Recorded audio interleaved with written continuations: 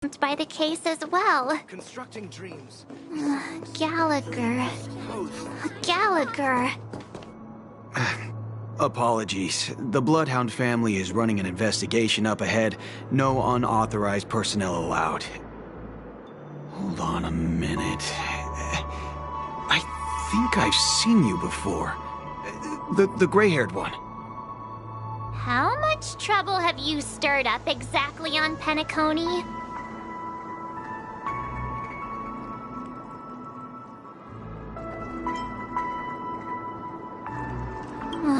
You think you look alike?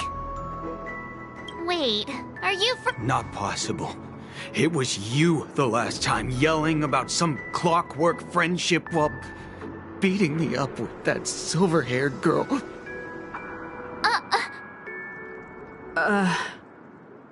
I'm not letting you get by this time. Please leave, or I'll have to get on my knees and beg you. Huh? What kind of heinous crime have you committed now? Hold on, sir. We have documents authorized by the family that would aid your investigation. If it wouldn't trouble you, could we see this Mr. Gallagher? Who exactly is this Gallagher you keep talking about? There's been a few people mentioning this name. Even the one with the gray hair. He didn't send you all here? It was the security officer who dispatched us. That's all I can divulge. He'll do! He's the one we've been looking for! Sorry, no can do. The boss said that since it's a matter of the family's reputation, no one's allowed through. Everyone, please leave. There's really no need for us to make things difficult for each other, right? We're really sorry for troubling you.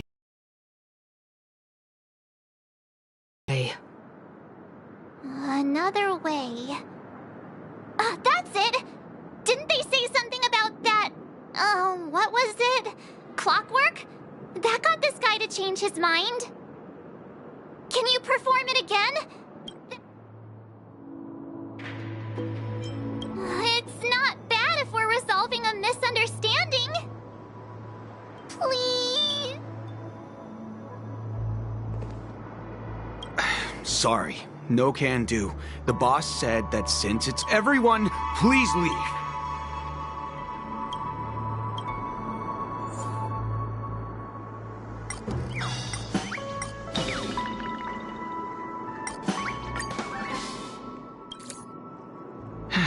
Let me see what... Whoa!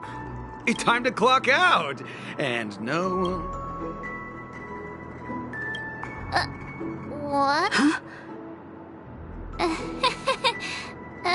This clockwork trick of yours, it's kinda dangerous. At least he won't be getting in our way again. Let's go find that Gallagher and ask him the intricacies of the case. I was wondering what all the commotion was. Huh. Oh, it's you guys. Welcome. Since you made it here, what can I do for you? Hello, Mr. Gallagher, sir. Judging from your tone, it sounds like you were expecting us. Miss Himiko, you're too polite. There's no need to call me sir. Mr. Gallagher, you even know my name. Of course I do. You folks are from the legendary Astral Express, and honorable guests of the Watchmaker. I had an encounter with this lady in the golden hour. I remember that little silver-haired girl was there too. I'm sorry for what happened to that kid.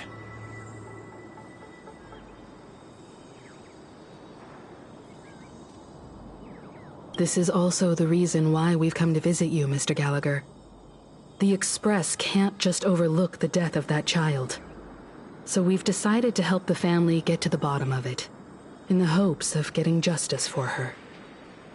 The Nameless involved with the family. What an unpredictable twist of fate. Why? What's wrong with the family? It's nothing. On Penacony, everyone loves the family. No matter how much one resists the beautiful dream, when the time comes, they too will find it hard to let go. Who wants to leave a warm nest? Just idiots, little kids, and inebriated fools.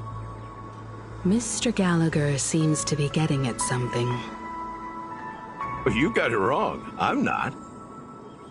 You want to discuss the case? Sure, come with me. This is not a good place to talk. Let's go elsewhere.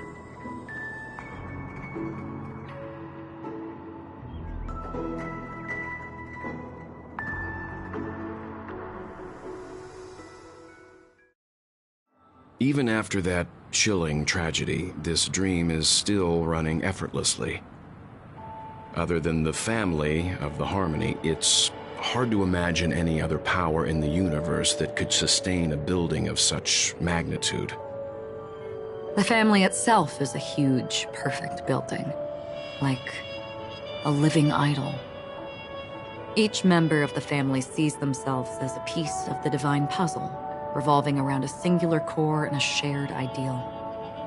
Under their command, they loyally fulfill their roles, offering themselves while also receiving sustenance in return. Interesting analogy. Perhaps that's why Penacony's beautiful dream has persisted for so long. But the human body has its limits, and so does the divine's.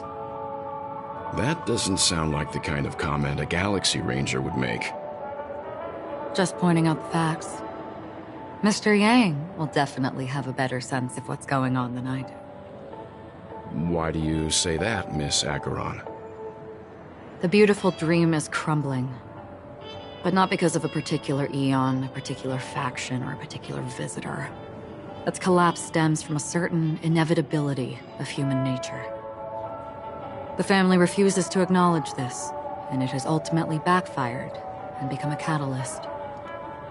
As people immerse their souls in the dreamscape, where consequences and pain cease to exist, and only ease and pleasure prevail, they draw closer and closer to necrosis. Regardless of the perceived bliss, death looms as the inevitable conclusion. Also, this necrosis will diffuse and spread. One piece of the puzzle's mutation will eventually cause the entire building to shake, break, and crumble. In the end, the dreams that people built in the name of freedom became the cage that imprisoned them. I'm sure you've gained a lot from this trip, Miss Acheron. Are you willing to share your findings with me? Of course. That's if I remember.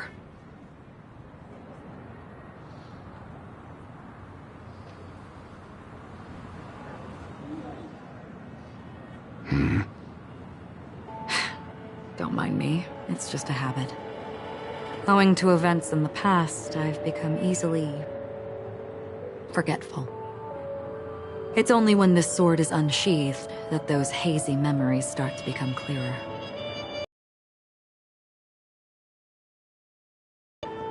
That should do it. I vividly remember everything that occurred on Penacony. Ask away.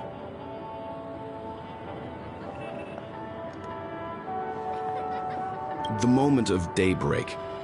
I've heard that's where the Dawn Factory, which processes the foundation of the dreamscape, is located.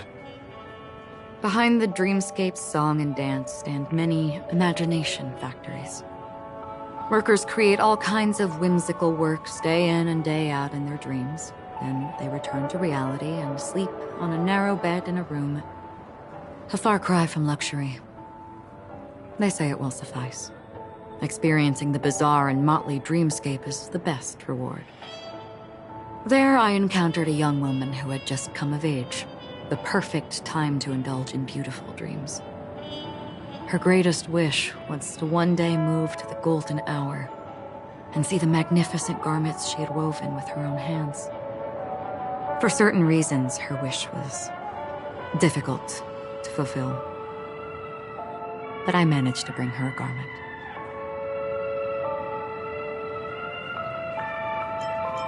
Gilded Hour. It's said to be Penacony's currency center. Yes. It is a fortress-like financial city, the economic heart of the dreamscape. The Pepeshi people of the Alfalfa family are there to keep it running, sending blood that is made from money everywhere on Penacony. Everyone there is exquisitely dressed and always in a hurry. The greatest wish of the local Pepeshi people is for their future generations to work in the Gilded Hour. I've never met anyone who is willing to talk. I could only stand at the crossroads, watching crowds of people hurrying like the wind through the jungle of steel, only to deposit the alfalfa credits that they'd earned into the bank's vault. I don't know if they would open the vault door, but before I left, I witnessed a well-dressed Pepeshi person plummet from the sky, while those around him continued on their way, unfazed. I hear the Blue Hour is very romantic. Do you have any tales to share? Perhaps Mr. Yang has heard. There is a large boat called the Eventide, anchored along the Sea of Dreams, where soft music and dancing persist endlessly every night. I ran into a wizened lady there. She was at the dock, waiting for her long-departed lover to return, waiting for countless hours within time that stood still. In the humid sea breeze, she spoke of her own youth. Like many who desired wealth and love, they came to Penacony to pursue their dreams. Alas, her lover's consciousness was lost in the dark depths of the Sea of Dreams. Finally, she suggested we continue our conversation on a boat in the shallows. I agreed and boarded the boat with her. But she never said anything. Her eyes absent-mindedly gazing at the horizon for what seemed like forever. Finally, we retreated to the beach.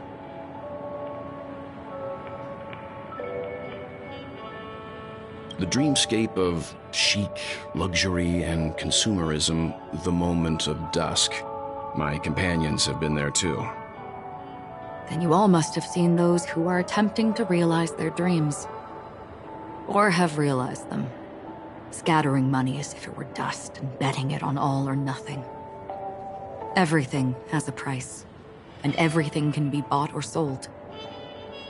Even dreams themselves. I saw an Intellitron there, who was preparing to auction himself. When someone wins a bid, under stipulated periods and rules, he would do the buyer's every bidding, becoming that person's very possession.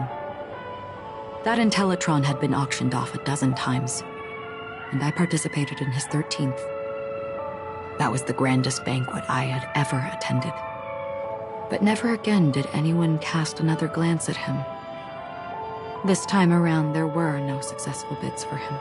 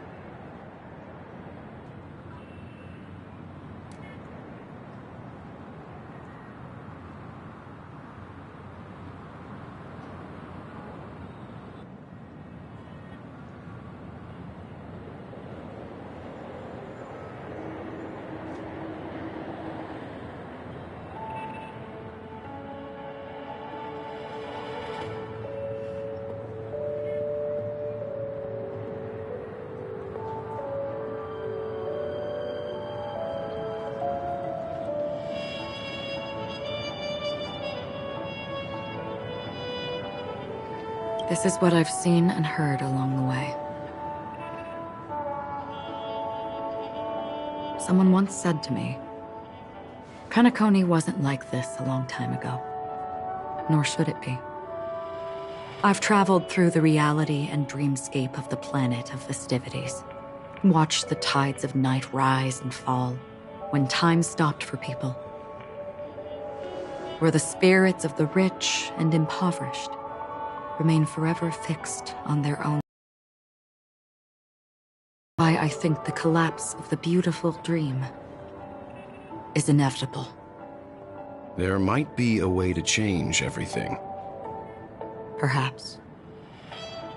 But if this is indeed the world that people desire, if this is precisely why life chooses to slumber, should we still seek to change it?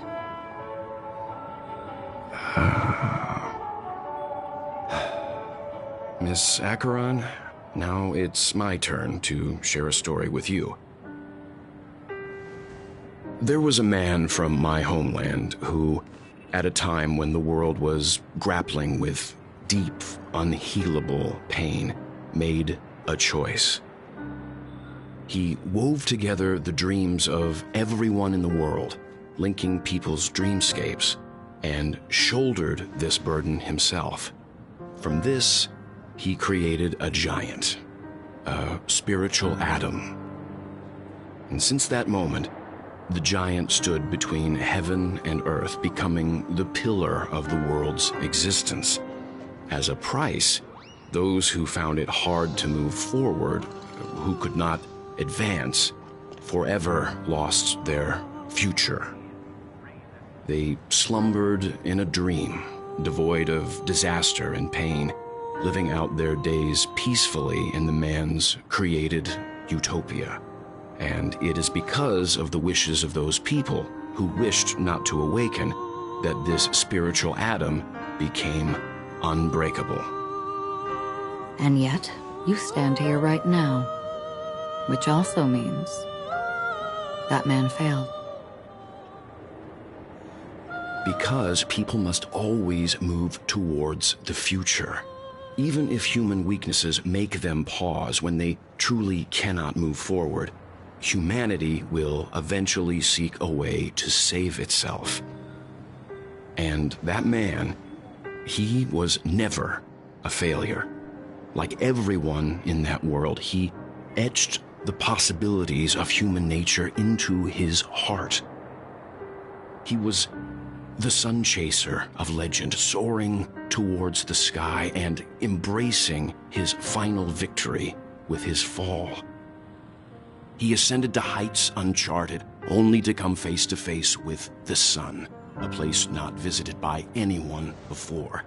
His wings would melt because of it, only for him to fall into the sea. And after that,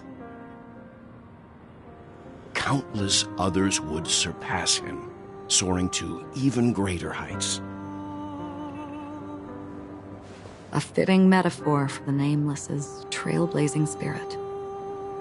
Thank you, Mr. Yang. I know what you wish to confirm. The universe has innumerable similar, yet different worlds. In these worlds, there are innumerable people who look alike, yet don't. I, too, have embarked on journeys, encountering old friends with familiar faces on different worlds, witnessing their destinies follow paths similar to mine. So I will tell you, even if not completely similar, the story you just told, it overlaps with my past. And within that abyssal dream, I ended that man's life. Alone.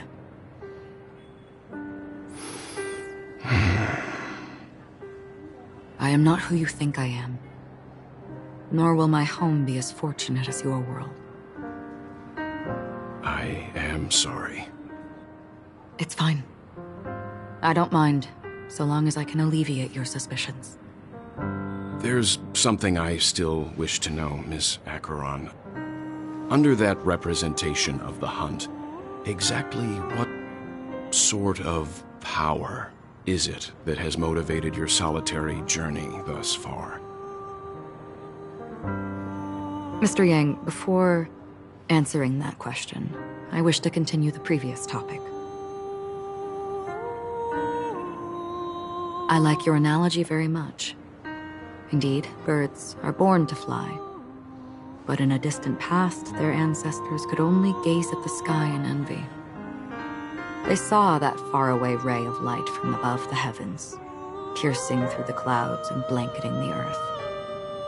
And so, time and time again, generation after generation, the birds spread their wings and took to the sky, attempting to touch its ceiling, all because the sun was there. Then, what if the last bird finally soars into the sky, only to realize that the end of the light is not the sun, but darkness?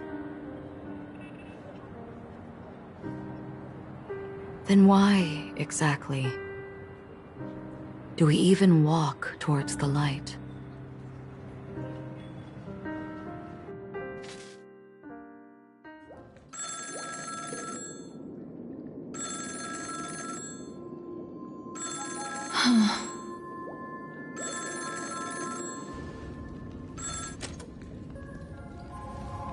Long time no see. Having fun on Penacony? Acheron? This voice, it's not Constance. Could it be her companion? Though I don't know exactly what you are, or what you're up to, my bullets will find you. Until then, you best find a casket store on Penacony and ask the owner to reserve a good quality casket for you, imposter. Imposter? I see.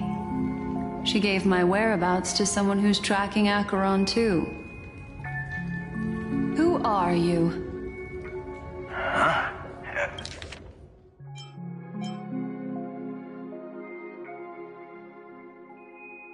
Did I make a mistake? Who the heck are you? I'm the Garden of Recollection's memo keeper. Not bad. This is the kind of tough challenge I like. You that imposter's bodyguard? Never mind. It's fine. I'll leave a round for you. So get that forehead clean and wait for me. I don't know what you're talking about, but you know Acheron, the Galaxy Ranger, yes? I have something to ask you. Are you asking me to write your will? Sure. Go ahead. Not quite. I only want to ask, how exactly did she become a Galaxy Ranger? She's clearly not a pathstrider of the Hunt, but you are, aren't you? Tell me, what's Acheron's deal? Sure. Heck, never thought I'd come across an ally. What a stroke of luck. Well, I'll be on Penacony soon. Memo keeper, go buy a bottle of Asdana's white oak and warm it up, and I'll raise a glass to you. That lady's passed. Well, nobody knows. But if all you want is a simple answer, sure, you best get a chair and take a seat. That woman, named Acheron, is an emanator who should not exist.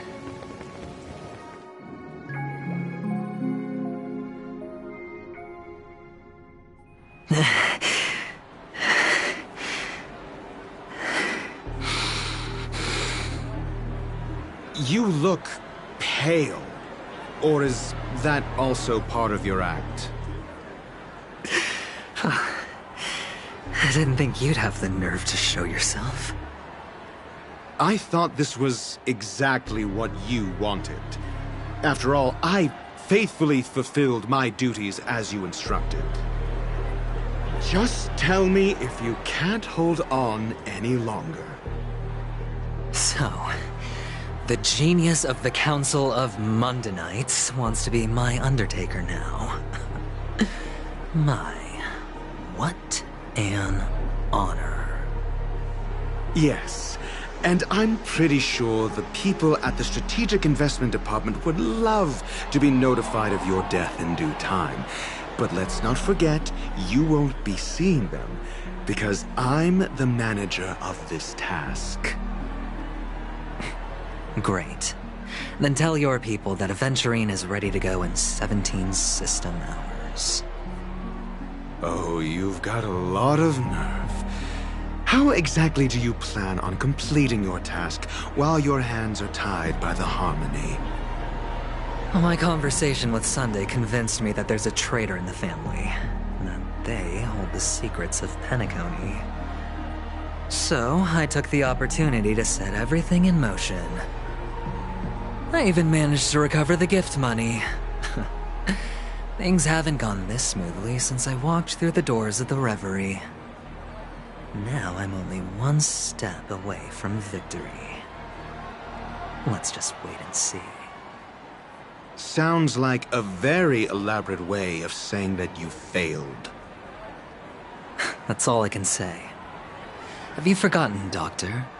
You betrayed me. Go. Do what you must. I look forward to the sight of the IPC fleet surrounding Penacony.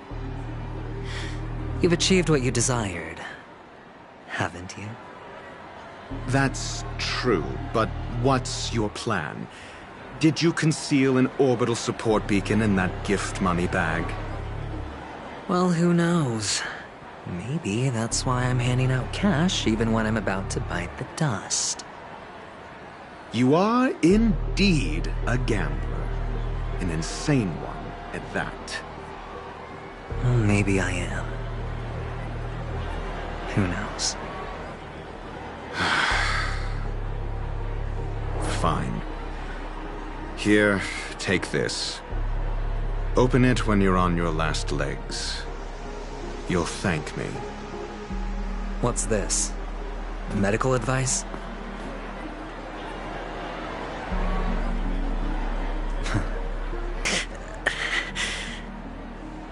Asking me to solve a case without giving a single clue. How typical of you, you wing-headed scoundrel. But the way you're all on edge about that stowaway, it's just as I guessed it would be. As for now, let the rain of wealth from the IPC fall evenly on everyone.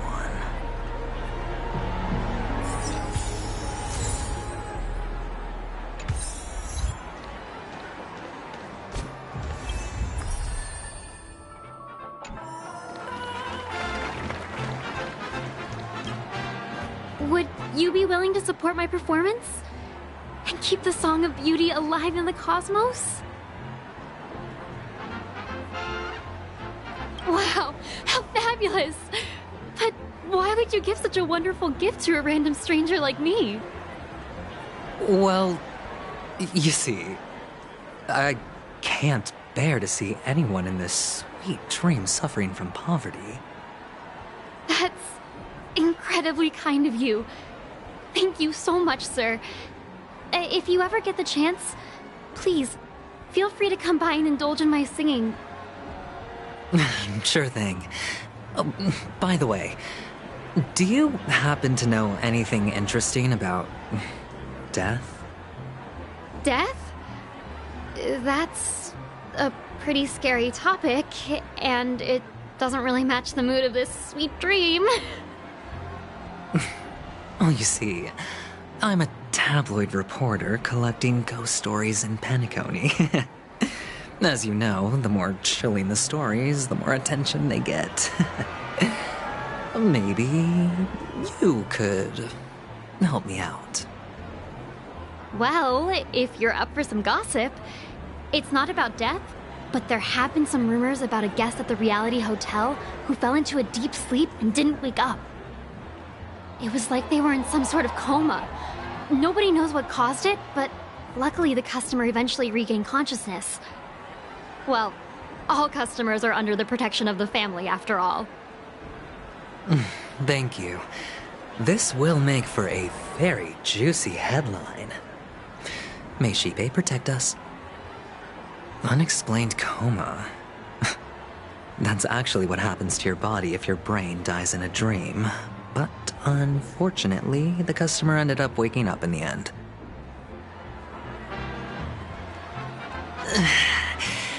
I can feel something inside my head. Is the harmony starting to kick in? The world has truly lost its way.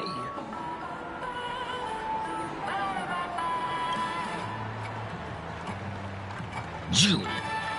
Wait, I get it now. This is some sort of prank show, right? You must have some cameras set up around here to film yourself doing good deeds, right? You youngsters are always looking for a quick way to get an audience. But you know what? A truly great show never comes easy. A great show will start soon, old man. But before that, I need to ask you something. Do you know where I can find death in this dream? Ah, I see. Another fearless youngster looking for death, huh? Well, let me give you a piece of advice. Don't think you're the first one who's ever thought of that idea. Death? Not even remotely innovative. I bought it from Dr. Edward. He claimed it was some exclusive fancy schmancy stuff. Oh, what a disappointment. The effects were awful. First, some monster covered in eyes stabs you in the gut, and then all you see are blurry glimpses of buildings and lights. The sky was spinning so fast it almost made me puke. Is that all? Yeah, what else can you expect? Don't put too much stock in the Penacony movie industry. They even call this junk groundbreaking art. Can you believe it? What a joke. Well, I'll leave you be then. I hope you have a wonderful day. A monster covered in eyes. That sounds like the Memory Zone meme. But buildings and lights... I don't think those have anything to do with death. Well, that whole dream bubble was probably created using rumors and gossip. The disturbing voice in my head. It's getting closer. A sip of liquor. A blissful reprieve. To drown 1,000 sorrows. Let worries leave. I know I have what it takes to become a poet.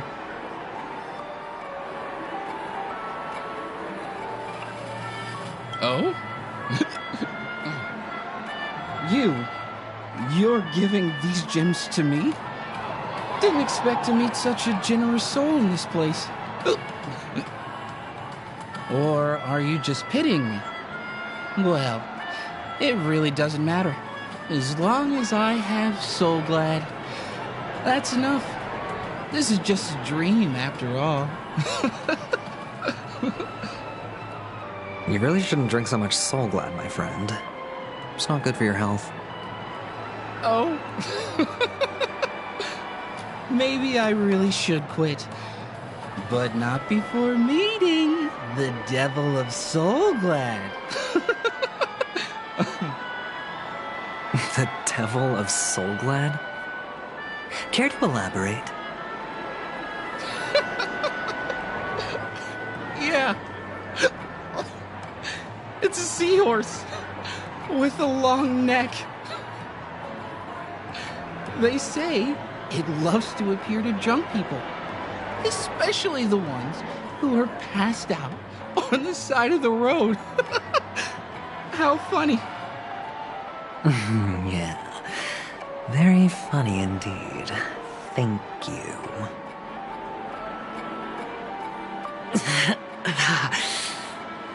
Does everyone have to go through so much torment before joining the family? Darn it. Now I just want to dig out my brain and use it as evidence. Take care, my friend. If you ever find yourself in danger, remember that the hounds are always ready to help.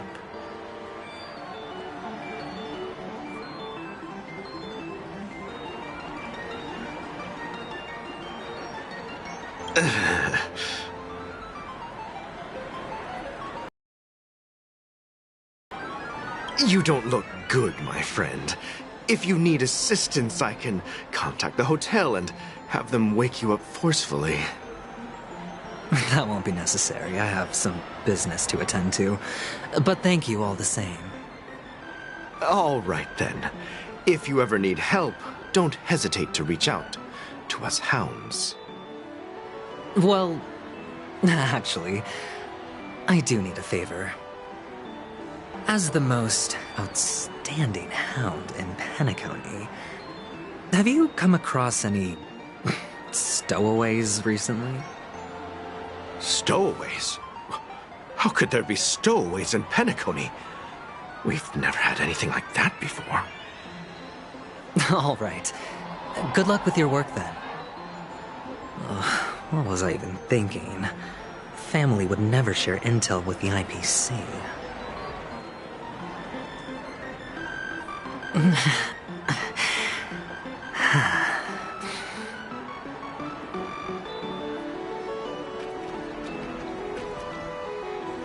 This is the one. It has to be. You want to talk to me? Sure, but nothing too sensitive, okay? Wealthy people have fancy ways to enjoy this dream. But to be honest, I've never seen anyone who gives out money to others like you. So, are you trying to be the prince from the tale, handing out his gold leaf garment and melting his lead heart in the fire? I'm flattered. I'm no prince, and I just thought these gems would help you speak. So, as an investigative reporter, maybe you've heard something about death? Another curious soul. I see. Well, that was actually the topic I was most into when I entered the industry. But my boss shut it down. How did your boss talk you out of it? Well, she simply said, covering baseless urban legends like that would make us look like some third-rate tabloid. I thought about it, and she had a point. Reporting on stuff like blowing out birthday candles and getting spooked by nightmare ghosts isn't exactly professional material. Guess she's got a point. Thank you for sharing.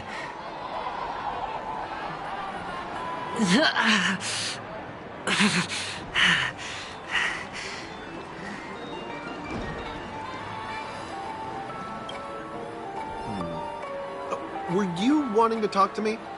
Sorry, I thought you were checking out something behind me. Is this a gift? For me? Are you sure this isn't some kind of mistake?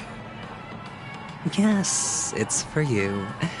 Just take it. Is this for real? Someone is actually giving me a gift. Not for my parents, but for me. Thank you. Thank you so much. No, it's not much. I just want to ask you something. I knew it. What's on your mind? Are you trying to ask about my father or my mother? Neither. I just wanted to know if you've ever heard about death in the dreamscape. Oh, you sound just like my father. Always warning me about danger, even in dreams. He's an Intellitron, so his dream entry methods are different from us organics. Can't count on him to protect me if something does go haywire. Funny, Right now, I'm still under his protection. How ironic. Hey, stay positive. Gold will always shine one day, right? The Devil of Soulglad, Dangers in the Dream, and Nightmare Ghosts. Well, surely death is a popular topic in this sweet dream granted by the family. Well, I've collected a bunch of rumors, but no useful clues.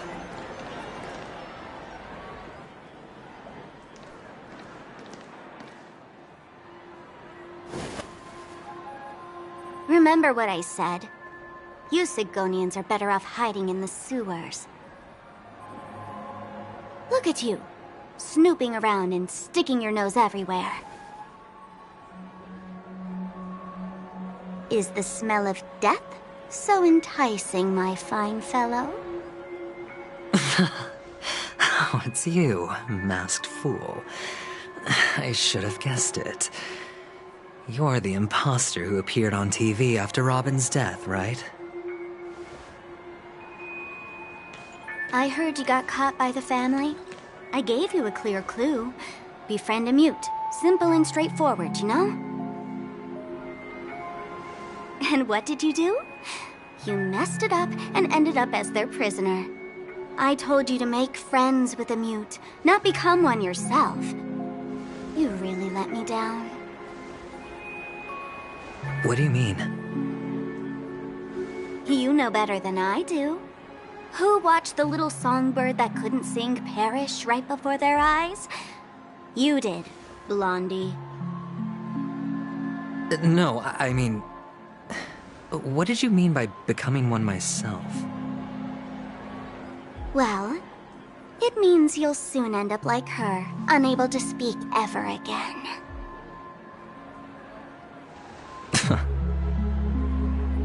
But it's a good thing if you ask me, because... Because I'm getting closer to the truth, right? Oh? Why else do you think I'm handing out cheap trinkets all over the streets, fool? All part of the act. Fool's bait. The more pathetic I seem, the more likely you'll come sniffing around. So, now that I've drawn you out, will you reward me with an answer for my efforts? Why should I help you? Don't you want to see Penacony descend into... chaos? Well, I can make that happen. I just need an answer to one question. Back then, when you asked me to find a mute, did you really mean Robin?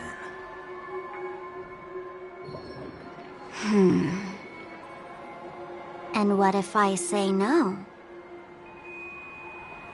Then I'll thank you. Oh, the word no has never sounded so pleasing. Well done. I admit I underestimated you, but what difference would it make?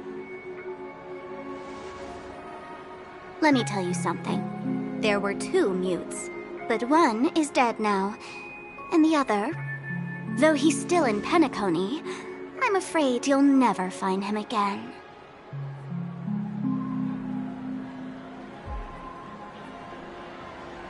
Now I'm completely sure that I was on the right track from the beginning and never strayed, fool.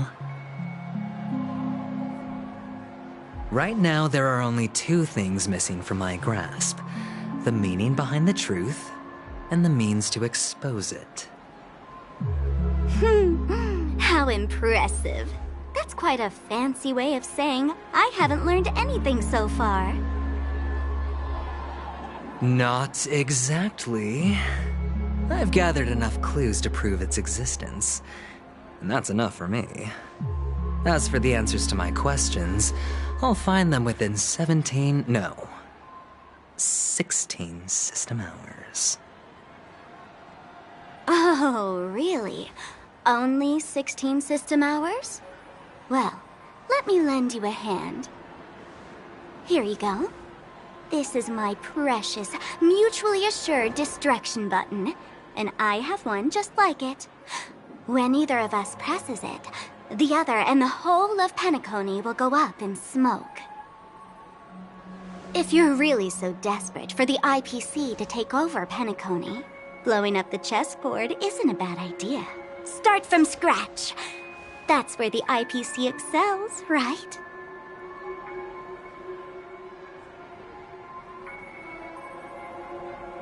Just press the button when you're at your wit's end. And of course, feel free to reach out to me for my hospice care, too. Oh, deadly button, huh? Well, I guess the family didn't take your threat seriously at all. Otherwise, how on earth did you manage to bring it in here? I have my own ways.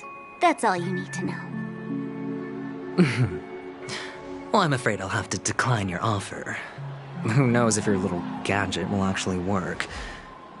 By the way, I have no plans to search for the other mute friend you speak of, but it's good to hear that he's still here in Penacony.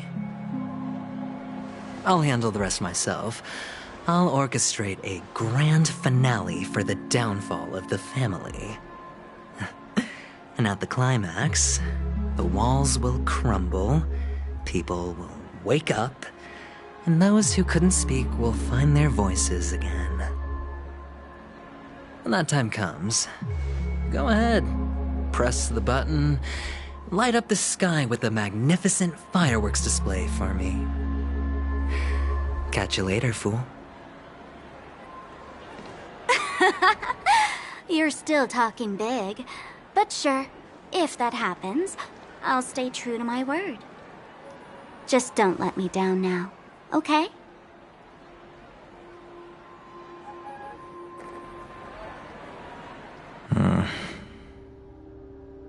So, number 35.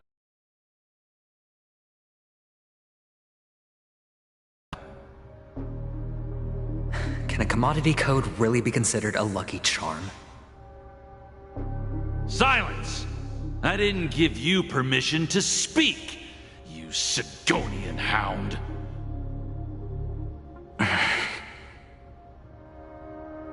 The guys in black didn't say much, so I've no idea what you did to save your skin in that massacre back in the day.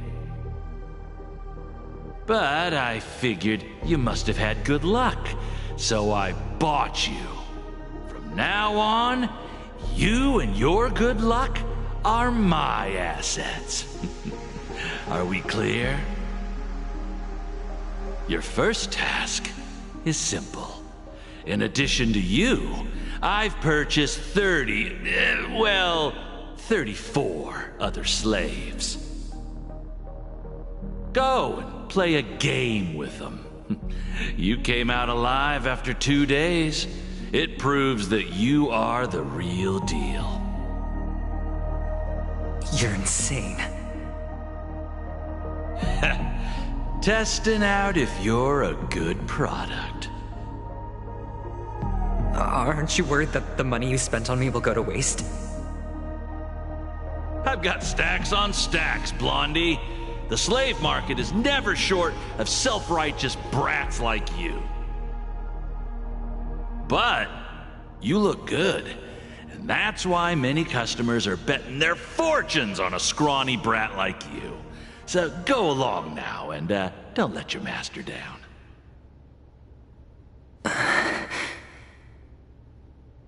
How much did you spend? What? My price. How much did you pay for me? Huh. You really want to know? Well, it was 60 tanba. No more, no less. I'll take my chances. 30 tanba. If I come back alive, you'll give me 30 tanba. Deal? Are you trying to strike a bet with me? Oh, you've got some guts. Yeah, sorry, but, that won't do. Don't forget your place, slave. You're not qualified to be at the table. You're just a chip. A life thrown away in someone else's hands. Either you come back with more chips for your master, or you never come back. It's all or nothing. Don't embarrass me, my lucky hound.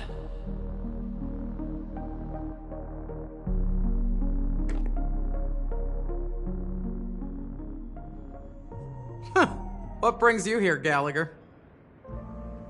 Some friends from the old days. Do you have a moment to spare, Siobhan?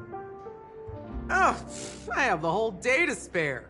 Ladies and gentlemen, welcome to Dream Jolt Hostelry.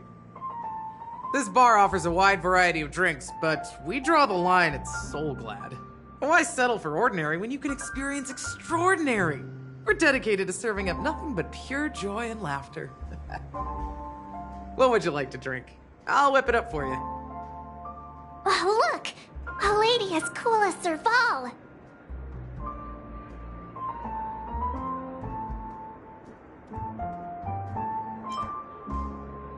Who's Serval? Will you, introduce me to her? Huh? Oops.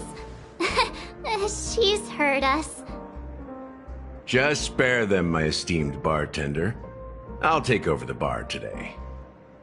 I'm getting up there in age, and I need some practice before I forget the skills that used to put food on my table. Where did you stash the ingredients? They're all under the counter. Since our guests have traveled from afar, shouldn't you whip up some special drinks? That's exactly what I had in mind. Hey, my friends, do me a favor. Go around the bar and bring me any ingredients you fancy. The discussion might take quite some time, so I'll prepare some customized, non-alcoholic drinks for you. In the bar? But aren't all the ingredients right there on the counter? Why, we're in a dream, my lovely lady. You can help yourself to anything if you wish for it. Comfort, hunger, confusion, or even boredom. It's all within reach, right at your fingertips. Oh, did you hear that? She just called me my lovely lady. Even in reality, mixing drinks is more than just throwing ingredients together. A bartender needs to capture the bar's atmosphere, master technique, and spin a tale of mystery and anticipation. Only then can a perfect drink crafted with a customer's life story be created. In other words, what you get from your drink is down to luck, so don't overthink it. Indecisiveness has no place when it comes to enjoyment.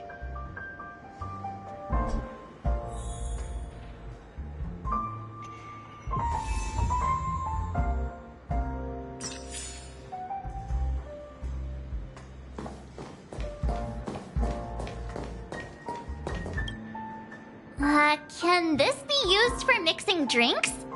Oh, and there's a note underneath. Exchange with your precious things. Oh, what should we exchange for it? And who should we give our stuff to?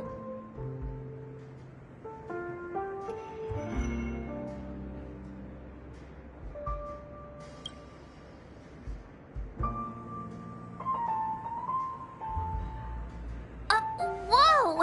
The words on the note are happiness belongs to the noble. Does this mean we can take it? Doing good deeds does pay off. Thank you.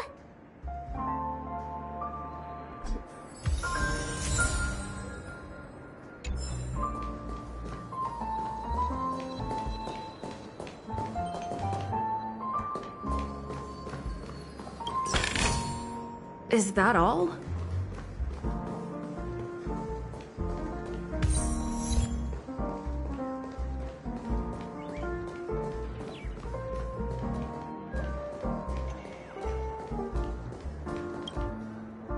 Check out this bottle.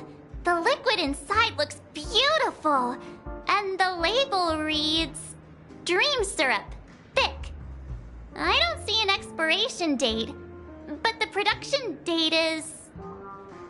half an amber era ago. Ugh, drinking this stuff can't lead to anything good. That's for sure. Ugh, the syrup is turned clumpy. I definitely don't want to drink this, even if it's not expired. Did you find the bottle of syrup I've been hoarding? Don't worry, it's all just a dream and it won't upset your stomach. It's been aging for years and should have a refined taste by now.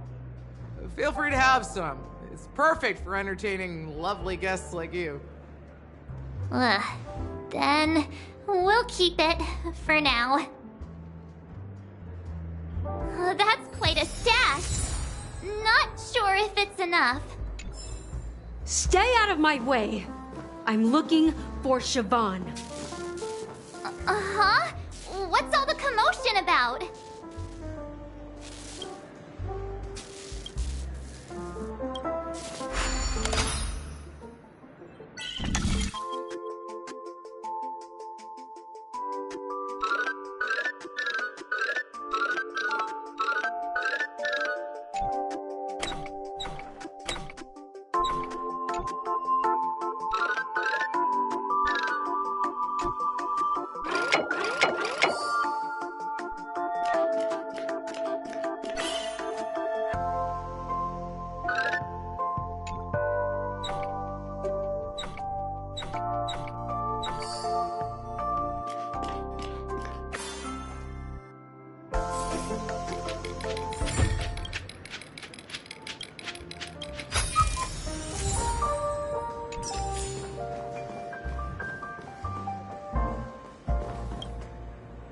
Hey, look at all these chips scattered everywhere.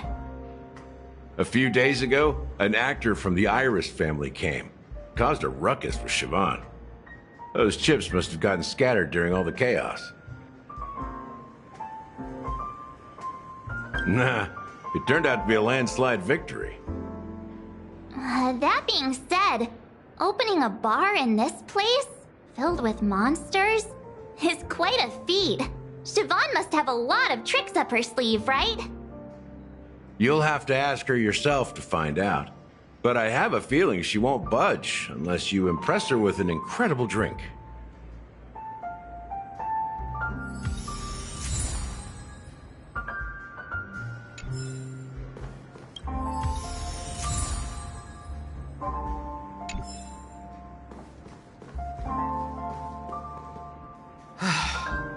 Haven't I made myself clear enough, Miss Amiki? The Dream Jolt Hostelry only welcomes guests who want to enjoy a drink to their heart's content. I'm sorry, but I'm not interested in your proposal. But you have the talent. You'll attract a huge audience. You're destined for the Iris' stage, not for this rundown shack. Come with me. We'll become the talk of Penacony, shining light into every corner of the dreamscape. Please, Siobhan, I really need you. As you see, I'm entertaining my guests. Don't make me repeat myself. Fine. If you don't come along, I'll just sit here and not go anywhere else. Give me a sparkling drink. Sweet. With extra ice. Just... one moment. What's her deal? We can't discuss the case with other people hanging around the bar. Hey, can you do that clockwork trick of yours again?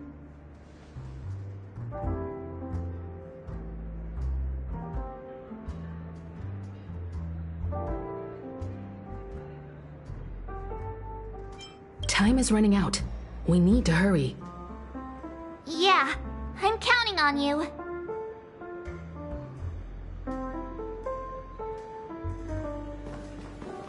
You're one of Siobhan's guests, right? What can I do for you?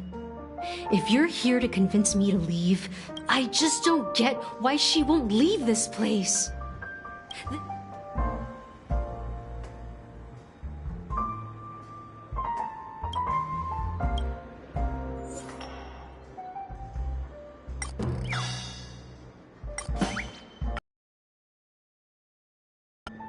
I've seen it.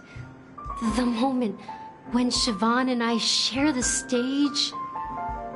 The crowd is going wild, applause crashing like waves, the aroma of irises fills the air. A beautiful melody playing, ribbons dancing around us, and the taste is sweeter than honey. I've seen that scene countless times in my dreams, and every time it mesmerizes me. That's why I have to bring her back to that world, no matter what it takes. Want to raise a glass, my attentive listener? Let's consider it a toast to my far-fetched dream.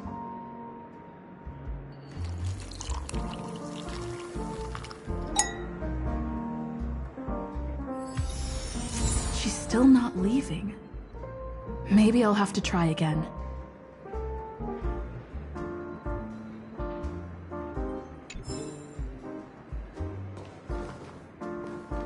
I just don't get why she won't leave.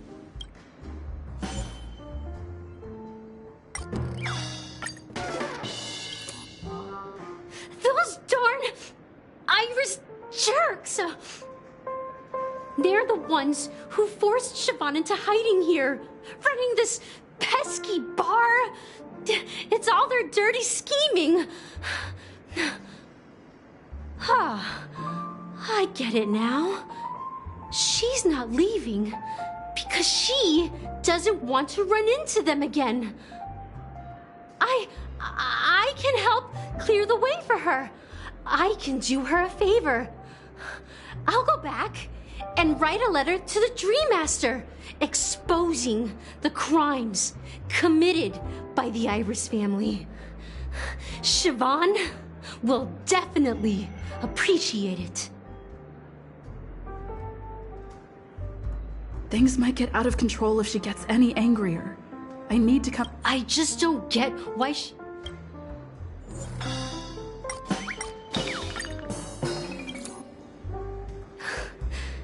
It's ridiculous, right?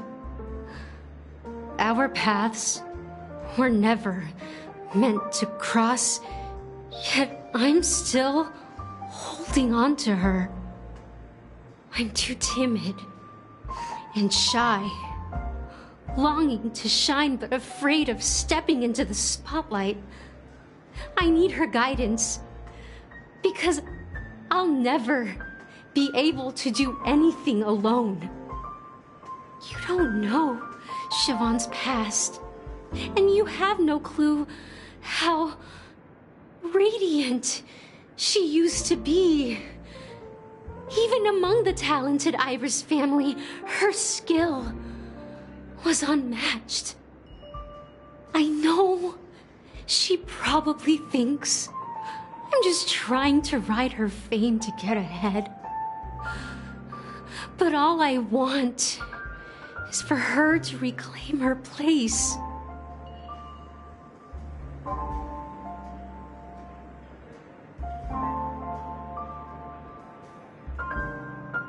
Well, talking to you has got me feeling a bit down. My thoughts are swirling, making my mind clear, and bringing tears to my eyes. Maybe I should find a place to reflect on what Siobhan truly means to me. Here's the payment for the drinks. Please, pass it on to her. I'm leaving now. Amaki has left? That's good for her. Radiant dreams may be enticing, but they're nothing more than dreams. Her drink is on the house. Please keep the money. When you're ready, go to Gallagher. I can tell he's itching to show off his skills.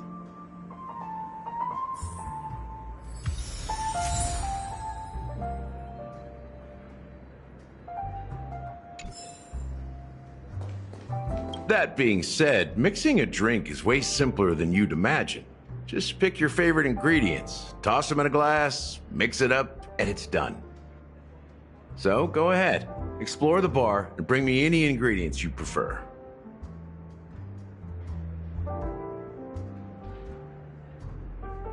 Nice work. Let me take a look. You found some interesting ingredients there. Now take your pick. Each drink has its own unique flavor, and the base ingredient sets the tone for the initial taste and the lingering aftertaste. So, which one would you like to use as the base?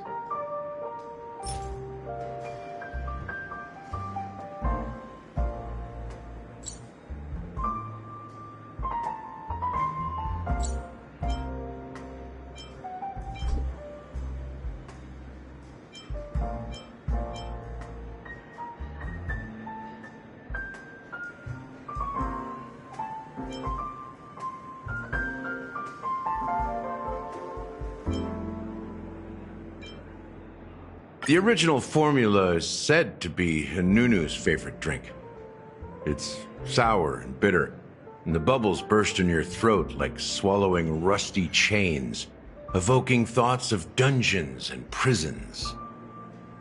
Now that you've chosen the base, it's time to pick the adjunct, the ingredient that'll create a marvelous chemical reaction with the base. It should give an unforgettable taste without overpowering the main tone. So, what's your choice for the adjunct?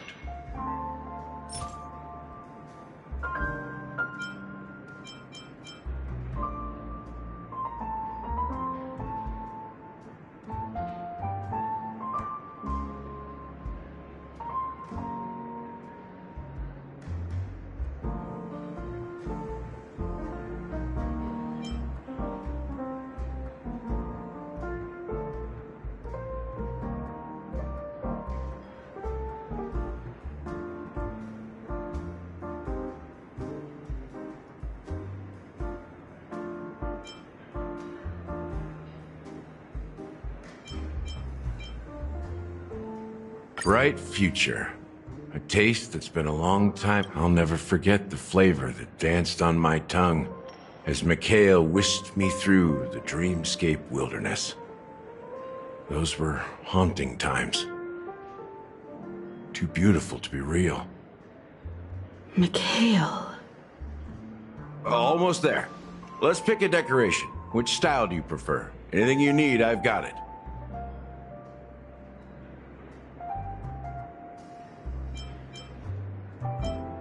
Concentric circles. May you always remember where you started. Well, it's done. Here's to you, the nameless, with this glass of A Ticket to the Boneyard. To the dead and the dying. Well done, Gallagher. You're not over the hill yet. So, are you satisfied? Oh, the flavors! They're way more sophisticated than Soulglad. The richness and layers of these flavors are a masterpiece, especially with the adjuncts. I can taste the spicy and sour notes with a hint of sweetness. I'm not entirely sure what it all means. Maybe Mr. Gallagher can shed some light on it. Well, if you're expecting a profound answer, I'm afraid I'll disappoint you. The imagery it implies is pretty straightforward. It's just a glimpse of what this dream truly tastes like. Nothing more. Does this true taste have anything to do with that, Mikhail?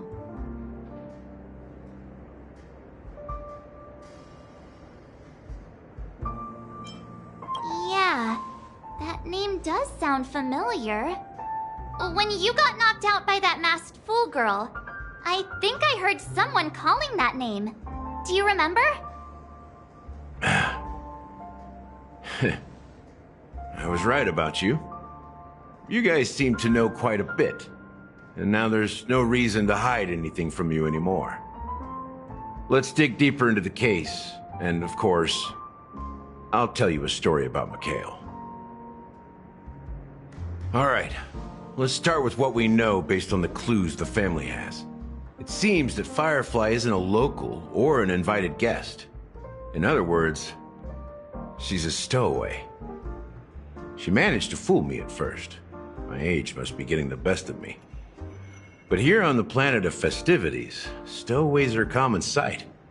You're bound to run into one sooner or later. After the incident, the hounds wasted no time searching for that girl in both the dreamscape and reality. But here's the thing. We only received bad news, and the trickiest kind at that. She simply vanished, leaving no trace in the dreamscape or reality, as if she had never come to Penacony at all.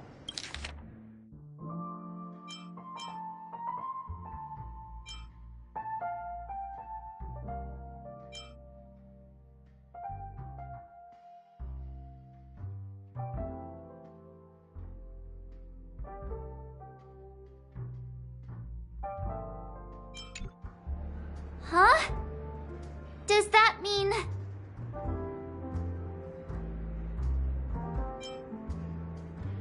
Different? Are you suggesting that girl wasn't actually killed?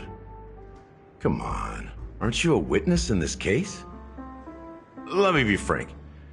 This case, actually, is unlike anything the Bloodhound family has dealt with before. Dealt with before? So, death does happen in Penacony, if I understand correctly. You've witnessed it, so there's no need to hide. Even the shiniest city has its dark side. We're all adults here. Surely I don't need to explain too much to you. Confronting the family based on that alone would be naive. Death may occur in sweet dreams. So what? Such events are highly unlikely and only affect a tiny number of people. If you really want to delve deeper into this case, you need to understand the true problem with the family. I guess it's time to tell the story of that Mikhail. You're very perceptive. The Astral Express has received that music box too, right? Do you know the secrets it holds? There's a message. Witness the impossible in the realm of dreams. Find the legacy of the Watchmaker, father of Penacony, and thus the answer to the question, why does life slumber? That's the exact wording. Hey, why are you laughing? Wait, did you write it? It's quite poetic. No, but I'm the officer in charge of this case. So how could I not know? I'm sure you must have noticed that this message didn't come from the family. You might have even guessed that the relationship between the family and the Watchmaker isn't as close as it seems. That's just our speculation. Actually, it's hard to believe that the father of Penacony and its actual managers are at odds. Now I can assure you that your speculation is absolutely correct. The family has considered the Watchmaker an enemy for a long time, but the hounds haven't been able to track him down, as he seems to be living only in the characters and stories he created. Let me ask you a question. Have you ever wondered why the family allowed the Watchmaker to send out such a ridiculous message to the outside world, inviting you here and causing chaos? So, you want to seize this opportunity to expose the Watchmaker? Well, now you understand why the Oak family authorized the Nameless to assist in the investigation, but kept you in the dark, right? Because the Watchmaker is not the legend of the land of the dreams at all. He's the most shameful stain in the history of Penacony, and he's the root cause of all the anomalies in the dreamscape. You don't get it? Well, I mean, Mikhail, the betrayer of the family, He's the watchmaker.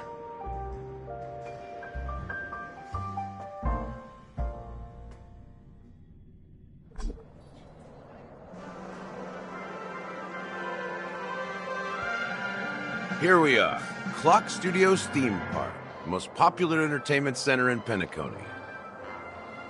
Wait, aren't we supposed to be discussing the watchmaker? I would have expected you to take us to maybe a library or an archive room of sorts. But an amusement park? The culture of a city reflects its history in the most authentic way. To you, it's a fun place. But to me, it's a prison for the planet's past. You know that Penacony used to be the IPC's prison planet, right? All the prisoners were brought here, helping the Garden of Recollection salvage the leaking memoria from the macrovoid.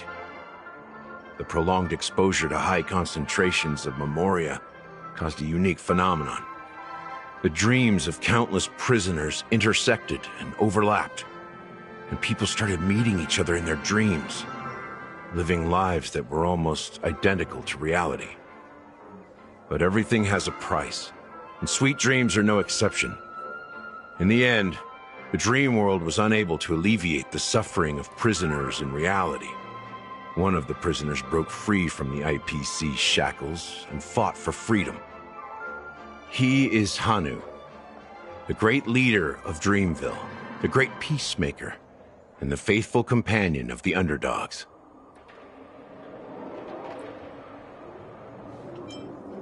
History is always written by the winners. However, it's undeniable that Clocky is an animation that draws from Penacony's actual history. These characters not only exist in Dreamville, but also in the distant past. Once you realize this, you'll understand why we're here. There are so many members of the Bloodhound family around here. They just received a lockdown order, supposedly from Sunday himself. Who knows what it's for? What's going on? Why can't anyone go in?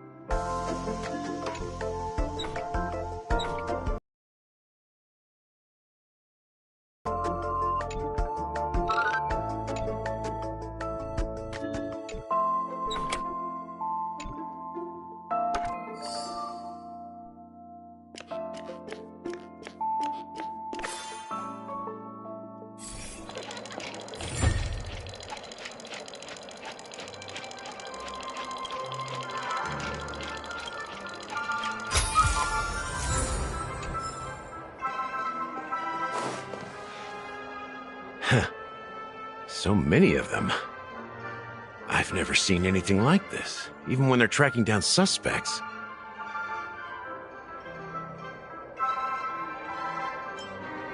Well, it's a masterpiece from the family, after all. Besides the followers of the preservation, the family members are the best at creating mind-blowing marvels. Let's find a quiet spot and continue our conversation. View here is great, right? We can see everything from here, including Clocky. If all the characters in the animation are based on characters in reality, then Clocky's counterpart is definitely the Watchmaker. In the animation, he's Hanu's partner and one of the founders of Dreamville. Does that mean the Watchmaker was personally involved in that war and sided with Asdana? It was a monumental war for freedom. Hanunu fought alongside a motley crew of masked fools, nameless, history fictionologists, mourning actors, omen vanguards, even visitors from beyond the sky. In the end, they emerged victorious. Among them was the person who would eventually be known as the Watchmaker.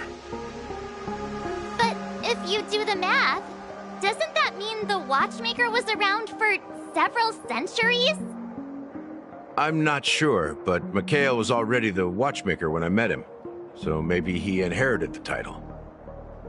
How old are you now, Mr. Officer? I'm 13. No way. Not even close. Hanunu freed the frontier prison, but peace still eluded him. With limited resources, threats from the outside world, and internal conflicts between major prison districts, the future of Asdana was uncertain. It wasn't until the Watchmaker approached the family with the idea of turning the prison into the planet of festivities that Penacony finally gained its name and glory. Thus, he became known as the Father of Penacony. But didn't you say the Watchmaker betrayed the family? And you said you were his companion, so that means you... No. I'm not his companion, but rather one of his many children. But I am indeed a traitor. Not to the family, but to Mikhail. What did you do? I did nothing. And that's the worst betrayal of all. Just like you, I had close companions. We dedicated ourselves to Penacony. But the Oak family, they set us up. Mikhail was too old to protect his children anymore. So we left the family to find our own path. We were branded traitors of the Harmony, even though the true traitors were someone else. While they continue to praise the Watchmaker's name in the world, behind closed doors, they condemn him on a pillar of shame. Nevertheless, we wanted to clear his name. We intended to find the real traitor, the one responsible for all this, and restore harmony to Penacony. But we failed. Too much time had passed, and the land of the dreams had become deeply corrupted. After countless fruitless pursuits, I gave up. Like a lost dog. The family accepted me and made me an officer, supposedly as a form of forgiveness. But it was actually a punishment. Since then, I've been completely cut off from my partners and my past. As for Mikhail, I heard he died in obscurity, in a place where no one could find him. That's when I realized that the Penacony I once knew would never return. We're truly sorry for what happened. But this is not the end of the story, right? Apparently, someone has inherited the title of the Watchmaker and has been secretly working against the family all this time.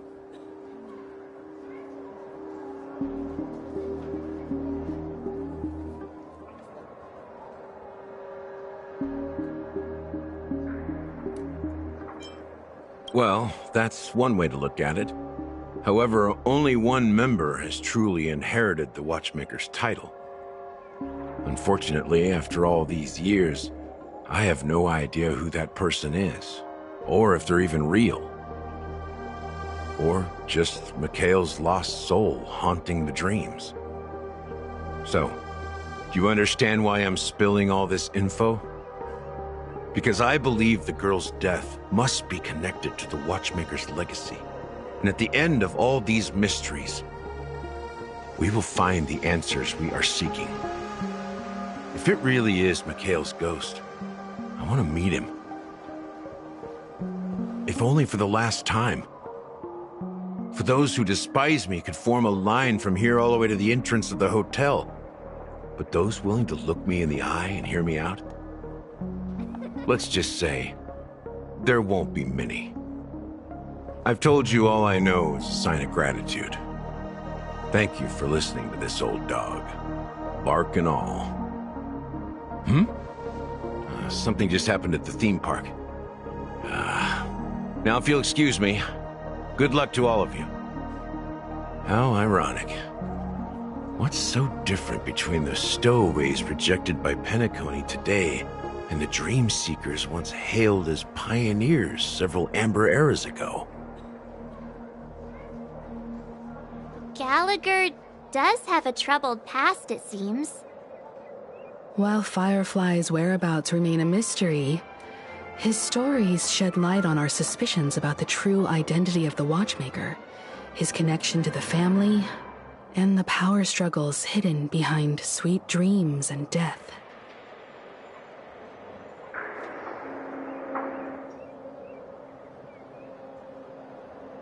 Exactly. Gallagher suggests that the real traitor is someone else, probably within the Oak family.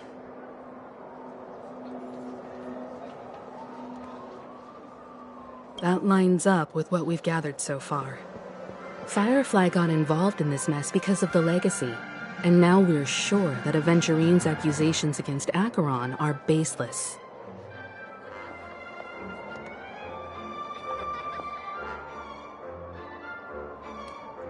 You're really into Clocky, huh? He's just a fictional character, not a real person. Speaking of which, that Clocky who only reveals himself to you is quite intriguing. It's a shame we've never met him since then.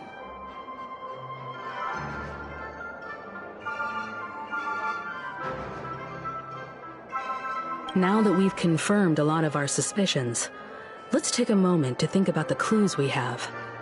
Send a message to Welt and see how things are going on his end.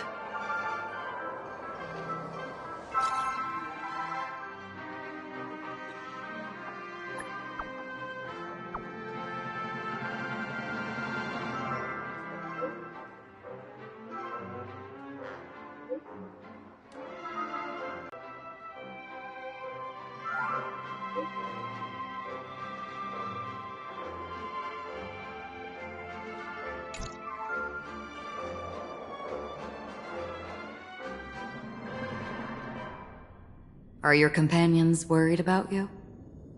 They're just checking up on me. Let's get in and get out. Seems they've made some progress. Looks like we're about to enter the depths of Dewlight Pavilion. It's been a smooth ride. Almost too smooth for a heavily guarded mansion. Let's see if there's anyone waiting to greet us.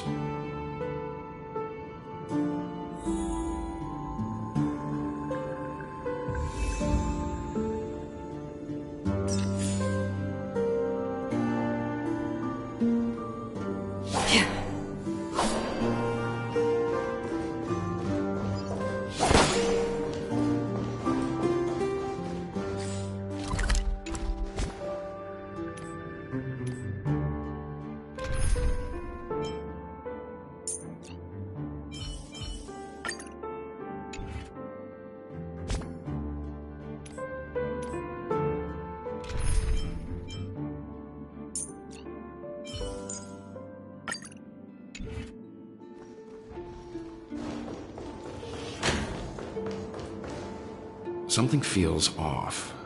A grand mansion like this and not a butler or servant in sight. Could it be due to the disruption caused by the emergency? Well, this door is open. Looks like we'll have to investigate ourselves. Let's proceed with caution. Just one moment.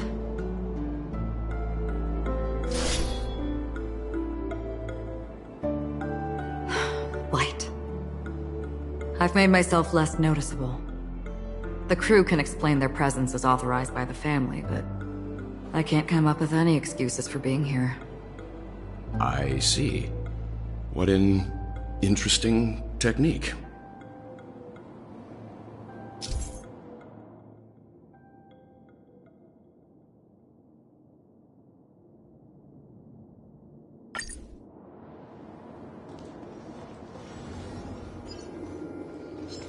Stream forth! The gleaming gold blade.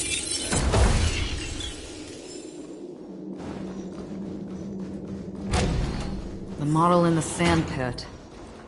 It's the golden hour, isn't it? Maybe the heads of the family used that model for discussing the footprints here are different from the rest. There are 2 sets of them. Looks like outsiders might have passed through here not long ago. Stream forth!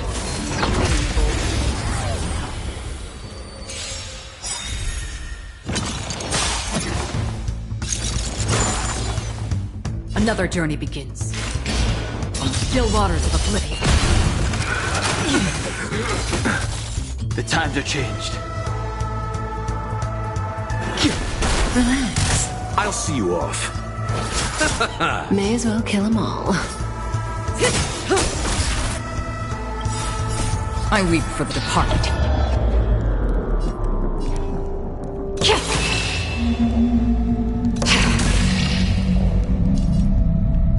It too shall fall.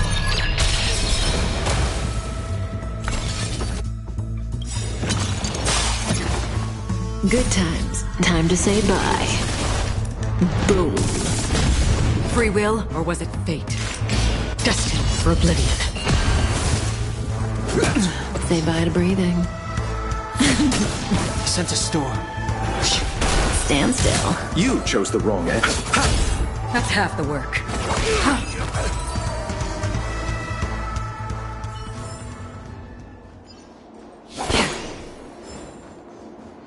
Stream forth. Gleam gold blades.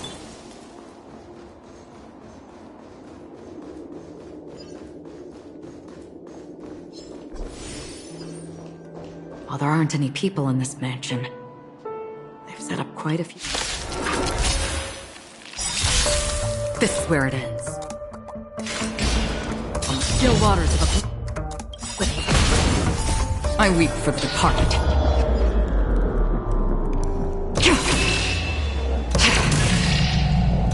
It too shall fall.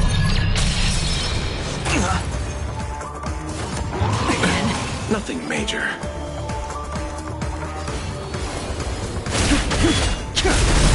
Relax. Let's settle this.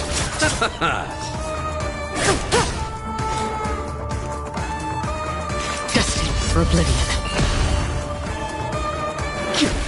Stand still.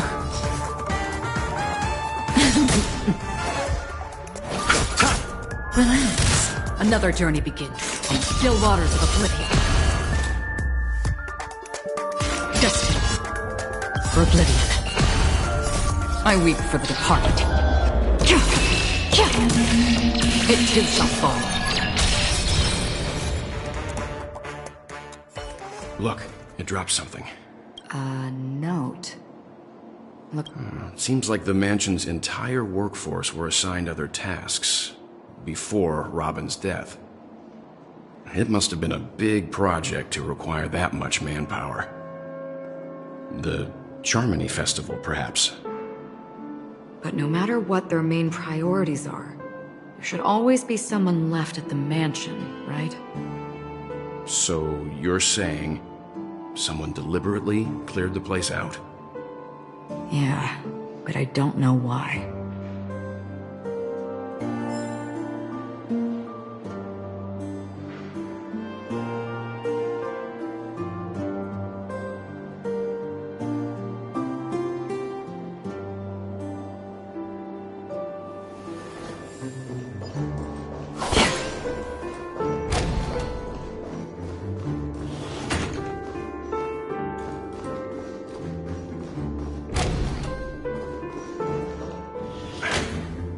No one here either. Since no one's around to entertain us, let's make ourselves at home. Stay close to me so that my white can cover you too.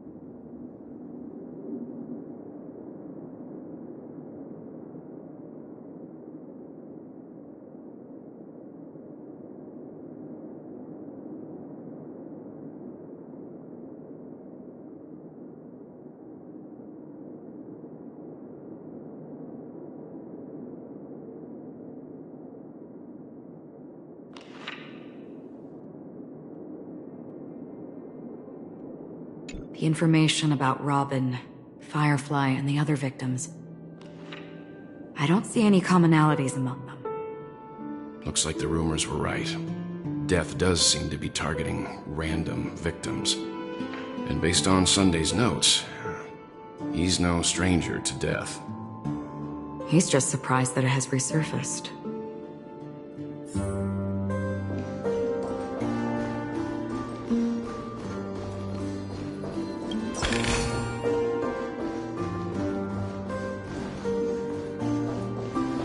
This light cone is securely guarded. It must hold some important memories.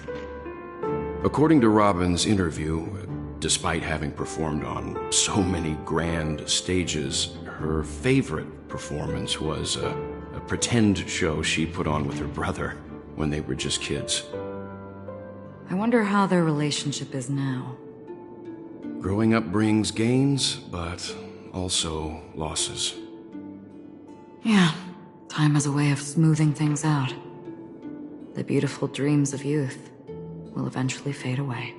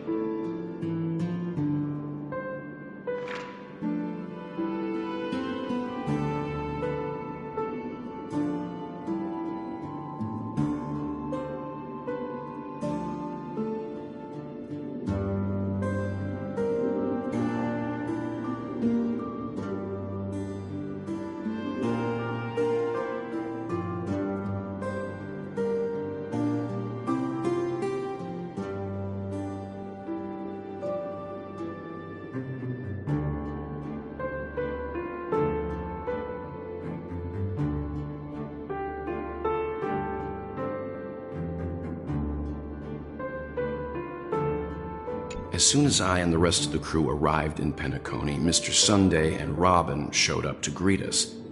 I remember hearing something unusual in her voice. And now it seems I was right. Robin believed it was because the harmony had been tampered with somehow. But as far as I know, there aren't many entities capable of interfering with the power of paths. Meaning? If there really is a traitor within the family, that person must hold a high position or possess unimaginable strength. That would explain why Mr. Sunday has been having such difficulty in catching the traitor.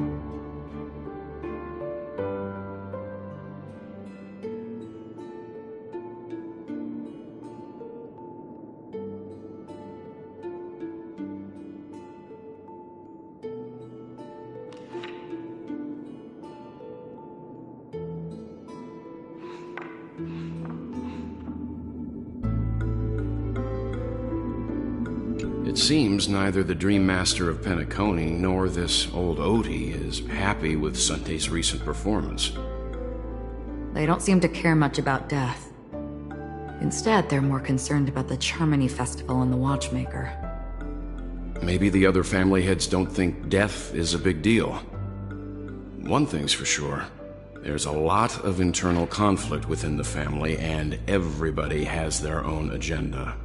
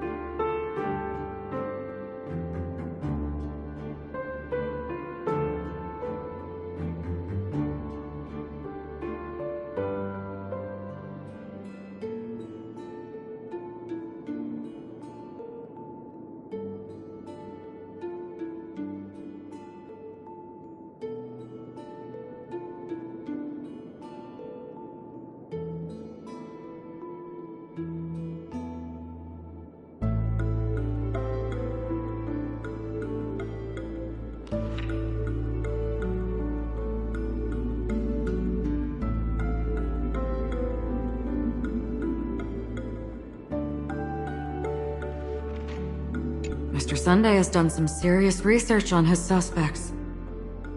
This traitor must have been causing trouble for the family for a long time.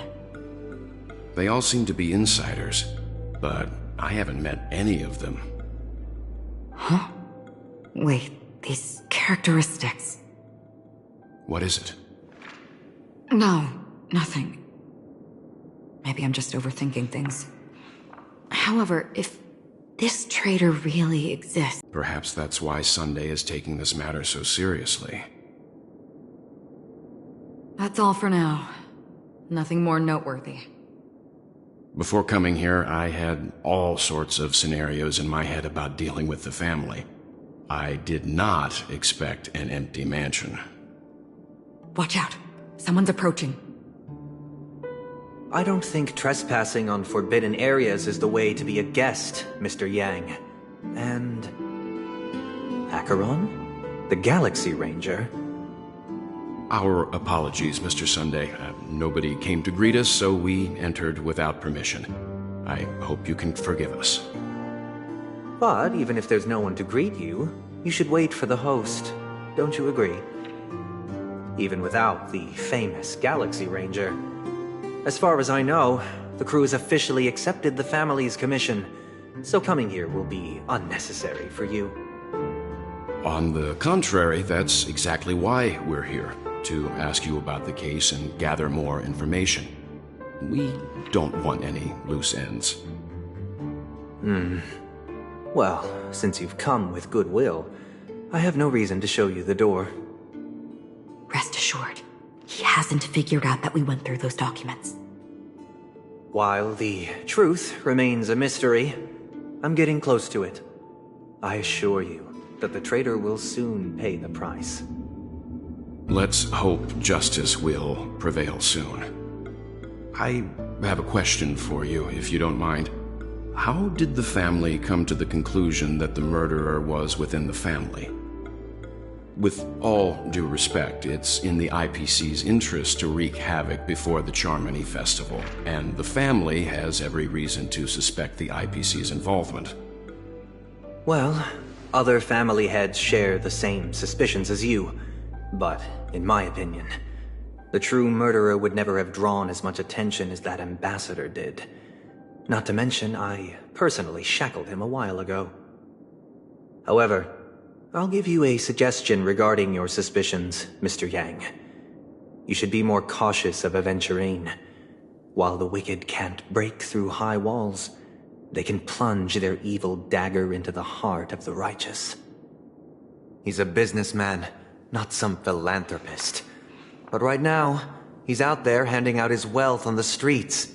And he went to the Clock Studios theme park all by himself. Who knows what kind of scheme he's cooking up?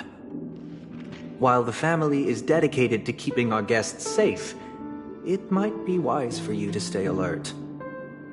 You never know what unexpected troubles could arise.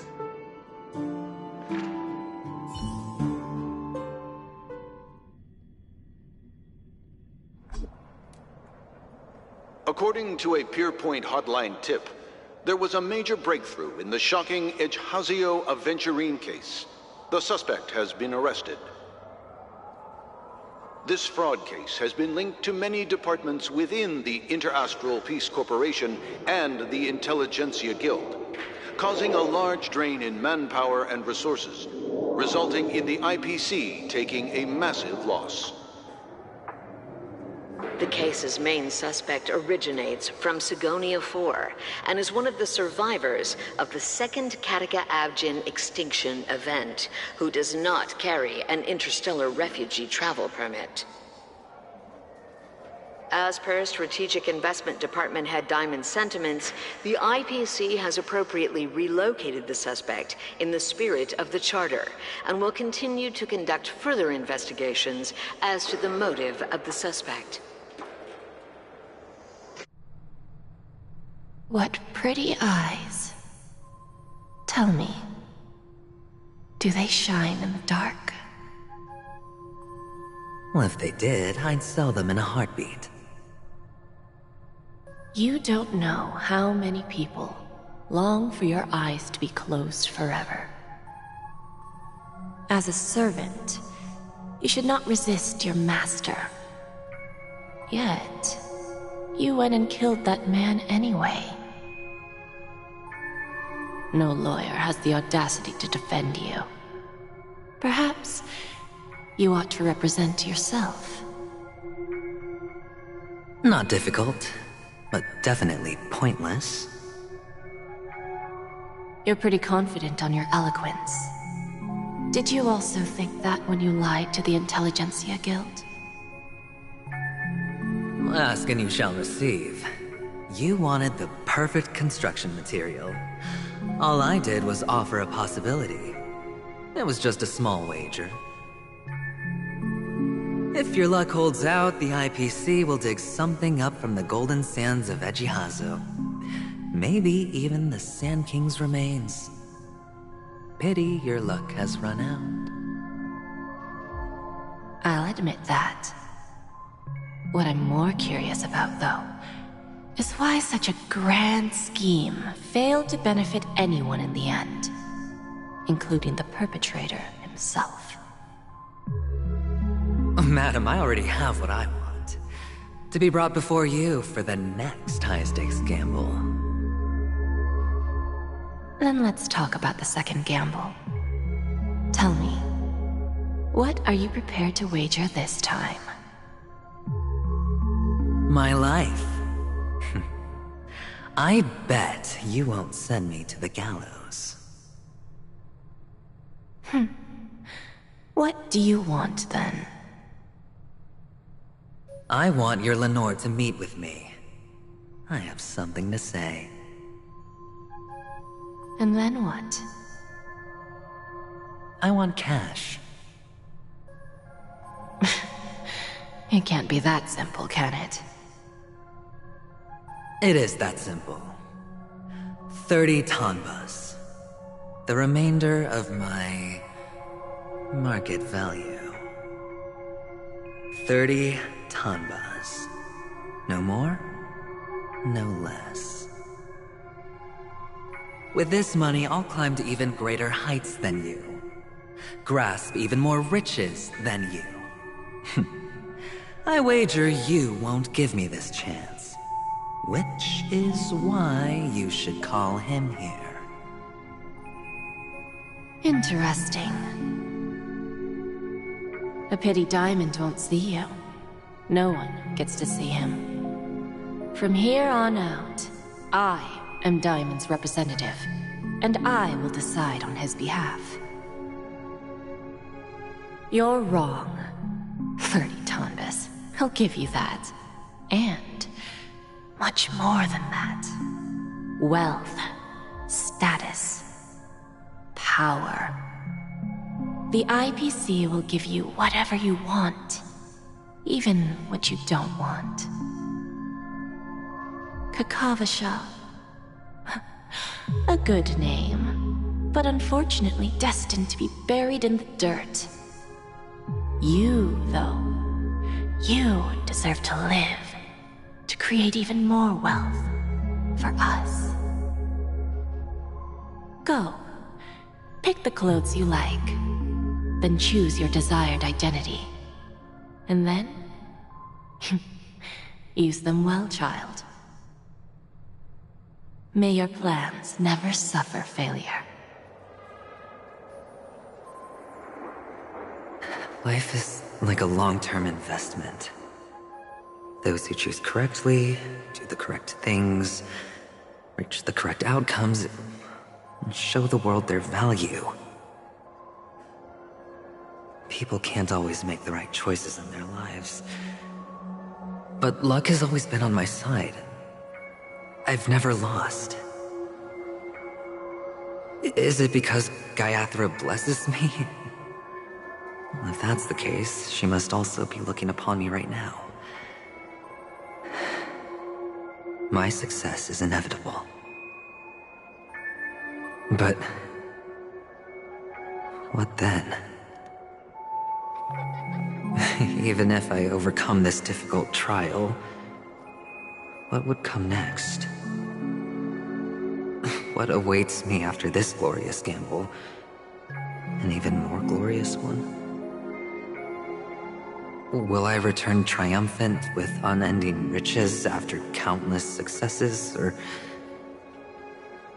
will I encounter failure, never to return?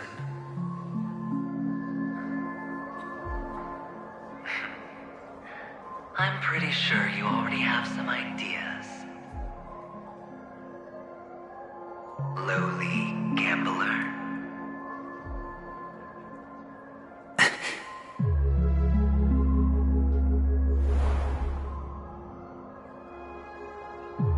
What?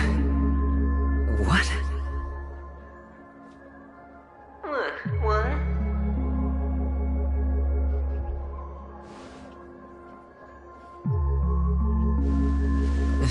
Am I dreaming, or have I gone completely insane?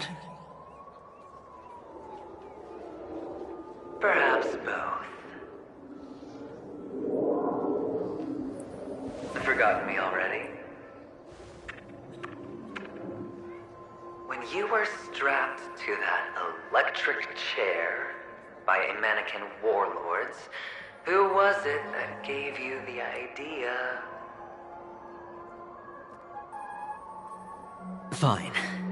I may be crazy, but I'm not stupid. Get out of my head, newborn of the Harmony. The Harmony? Oh, don't play the fool. It's not the first time we've met. No need to be so polite. I'm you, and perhaps even more aware of yourself than you. Of what exactly you want. You're dying. And you still want to drag a bunch of unfortunate fools with you through death's door. That's why you're here, isn't it? A grand unveiling. You really think you can pull it off?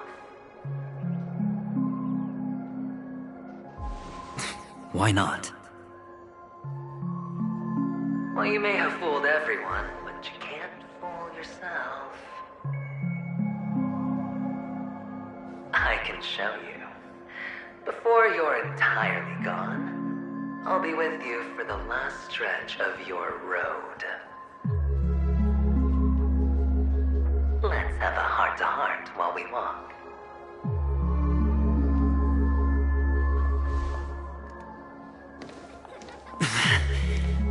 What exactly are you? Most people in this world spend their entire lives just to reach one outcome. And I am that outcome. Kakavasha, I am your future.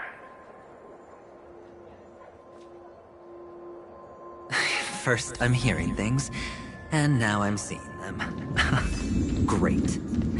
I'm going to be elevated into the Harmony's Emanator next.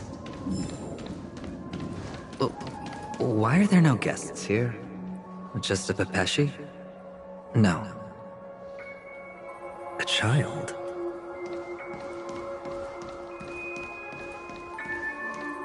I thought minors weren't allowed in Golden Hour.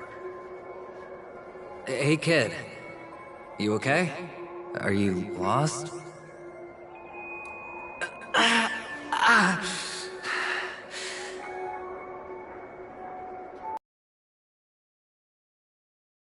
Well...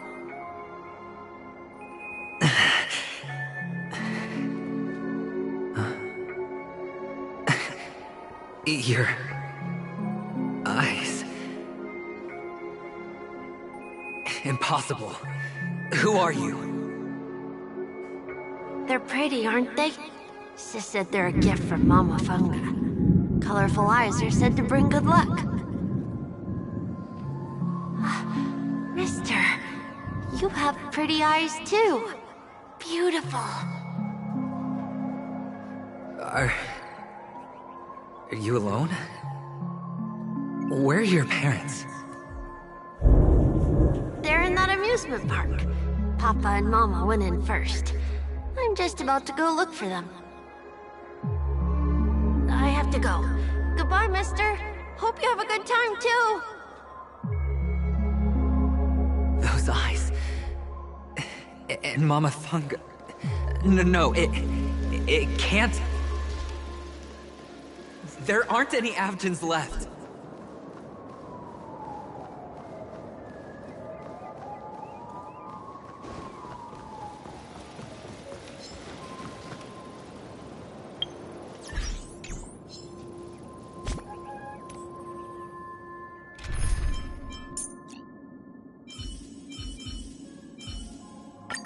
This is your last.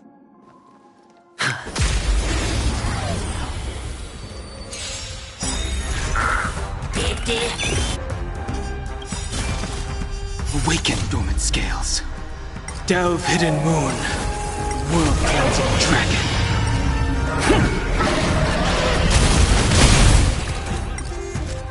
I hit the mark. I sent a storm. The heavens surge. Break! The fight is set.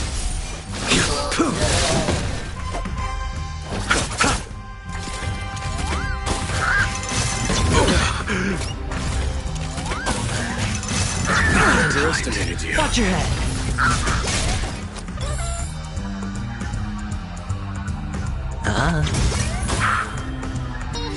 Heavens surge. Rise!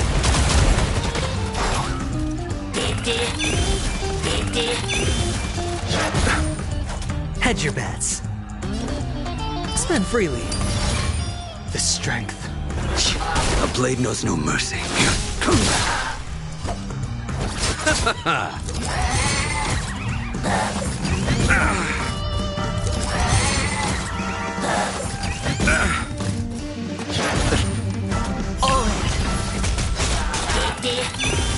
Sure, I'll play along.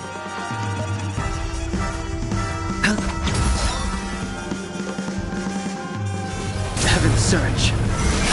Break! Nothing major. Let's settle this. That paradise may be unreachable. Savor it for me. Receive divinity. Fail to send you.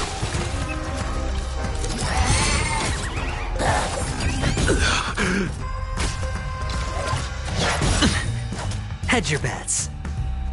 I sent a storm. The heavens surge. Rise!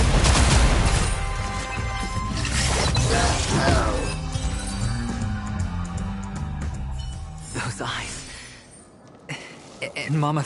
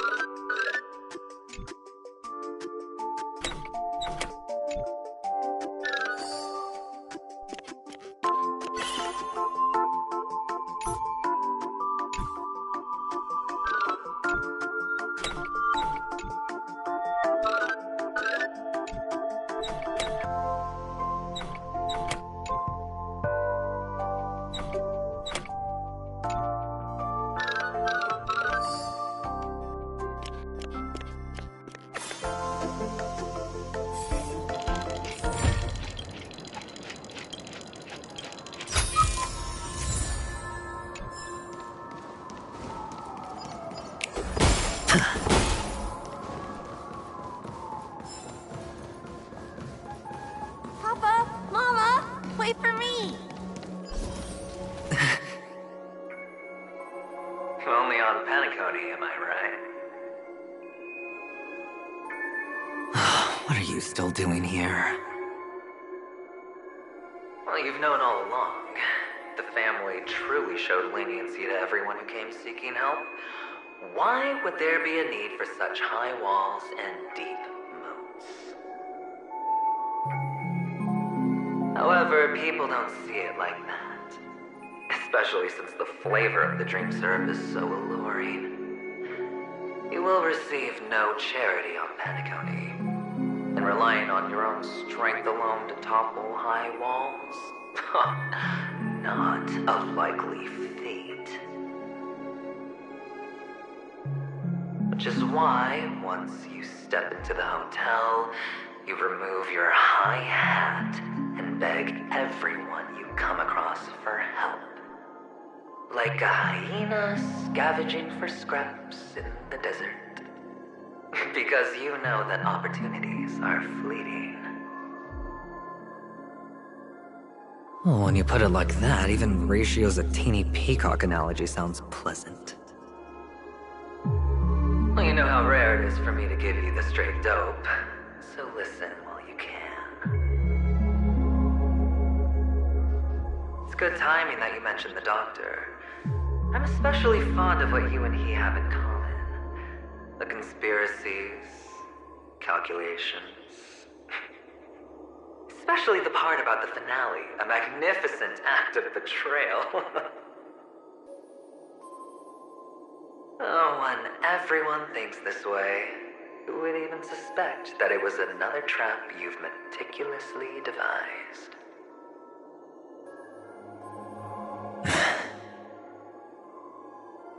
Go on. Tell me I'm right. You know who you really are, Mr. Cavalier Gambler. Uptight, overcautious, massive inferiority complex. You've won so much, you're still so afraid of losing. They only see your big bets, your bravado, the full house, the straight flush. They don't know the other hand is below the table, clutching your chips for dear life. It's a heck of an act. No wonder the tavern sent you an invite. You're a natural kid. You don't stop at fooling the audience, you fool yourself too. Well, the best way to prevent others from seeing your true colors is first being able to fool yourself. Of course. I know you all too well. But it's strange. Why did you decline that invitation? You had the chance to embrace elation. Was that not what you most wanted? But you chose the IPC instead. For the preservation? I doubt it. Do you even have anything in common with the preservation? Oh, I thought you knew. Didn't you say you had me pegged? We're done. Either stop talking or disappear from my sight. That's fine. But who exactly is about to disappear here? Well, it's not going to be me, anyway.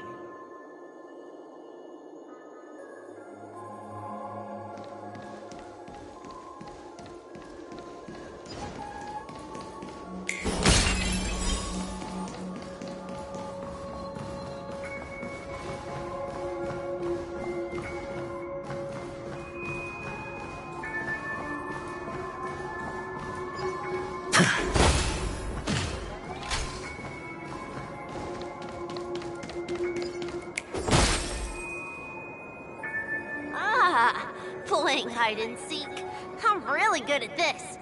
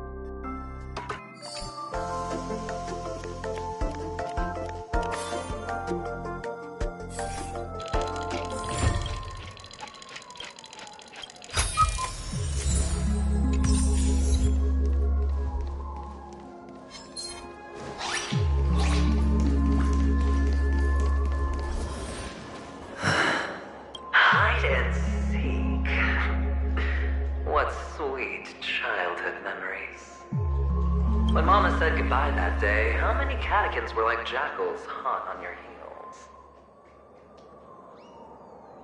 I know you won't forget that sound anytime soon. Those shrill cackles. You had to hide right under the noses of those savages.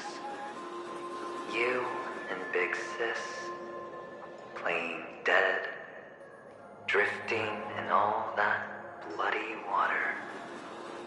Completely ruined that shirt. Shame.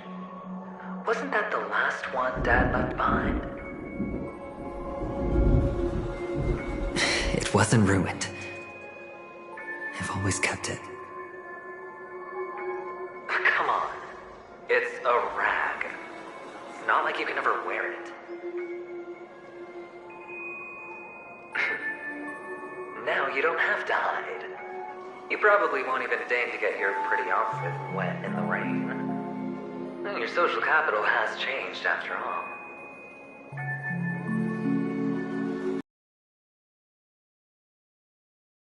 On the contrary, now you're the one who does the hunting. The last round of hide and seek, and you get to be it. You should enjoy it.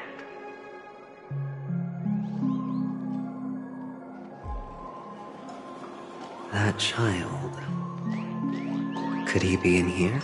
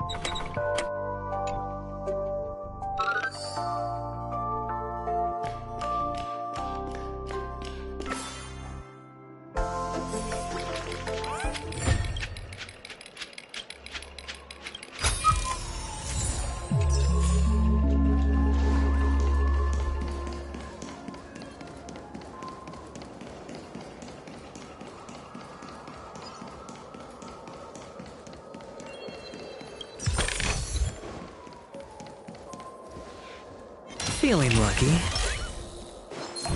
What a gift the cloud saw.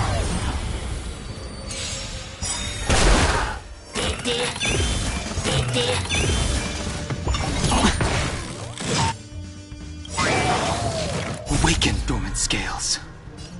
World-cleansing dragon.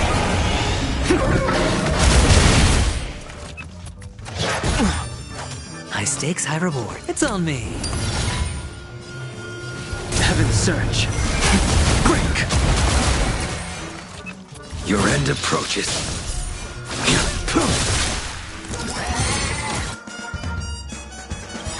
Eternal sleep is the dead return!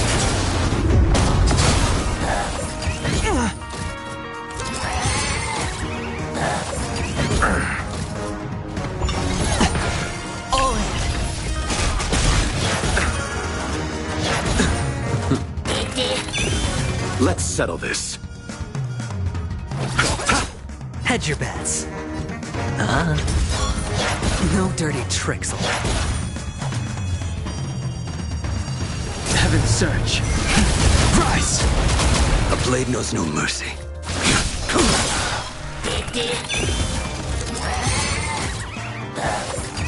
No dirty tricks. Watch your head.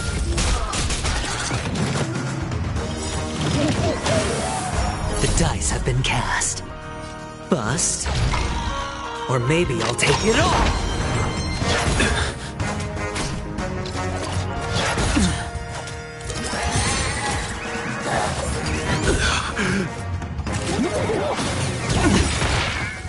Receive divinity. Unnecessary. Repay.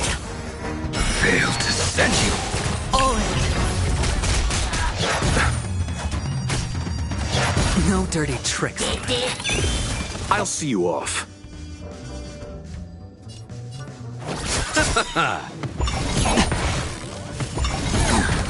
Watch your head. Sure, I'll play along. It's on me. No dirty tricks, all right? I sense a storm.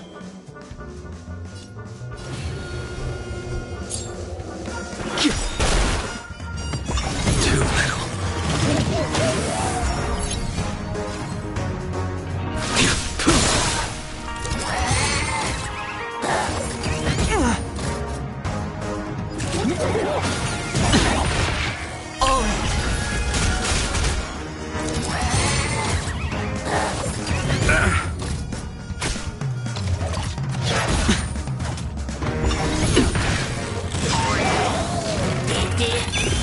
You chose the wrong enemy.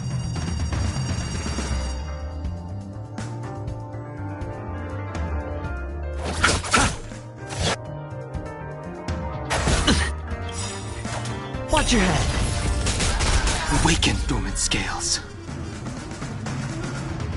Blood-cleansing dragon.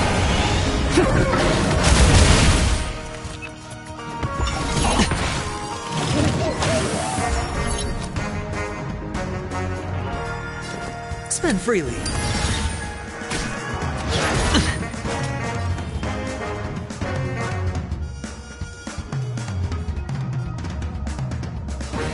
Heaven's Search.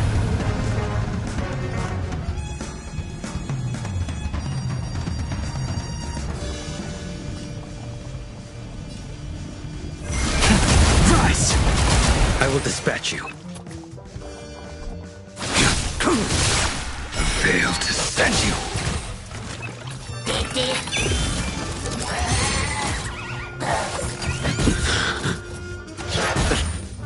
All in.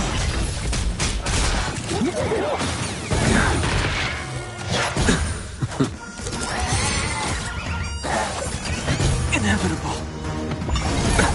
Nothing Watch major. your Bloom. Unnecessary.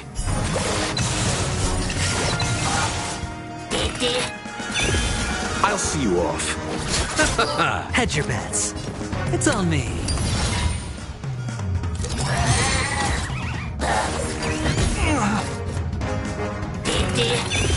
The strength. A blade knows no mercy. You chose the wrong enemy.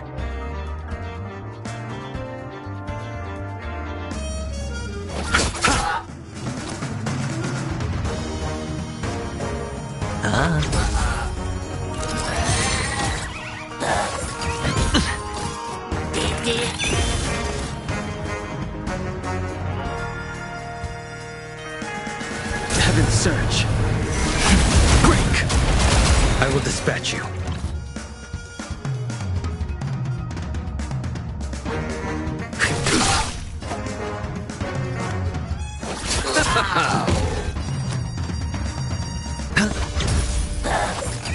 Inevitable. Heaven's Search. Rise!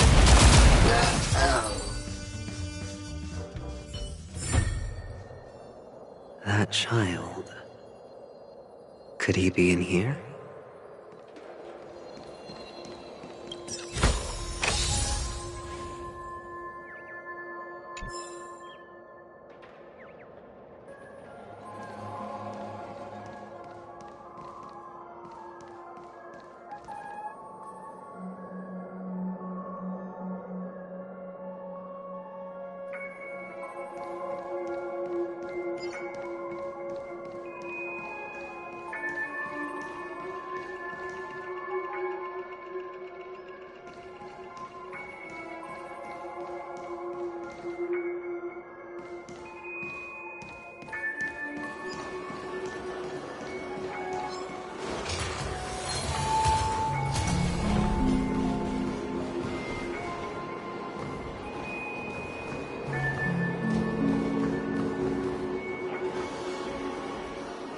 Is this...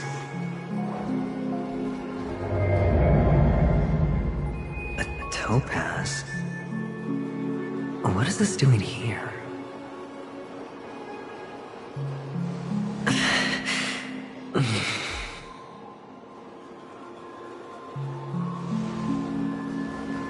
What? Does your cornerstone wrench out your heart, son? I was merely curious at why it was here. Maybe that winged guy put it here. To taunt you. Just to make you realize that your painstakingly arranged magic show is nothing but a death rattle. The cornerstone's hue is the same as the radiance of Clipant's body. I've gotta give it to you. I've heard a lot of baloney, but that lie deserves a prize for sheer nerve. If he were just a little bit smarter, the jig would have been up right there. This is just bait. Of course. That's why Ratio's betrayal was one of the keys to your plan. I have to say, that doctor's acting was superb. Or maybe he wasn't acting at all. All the better for you.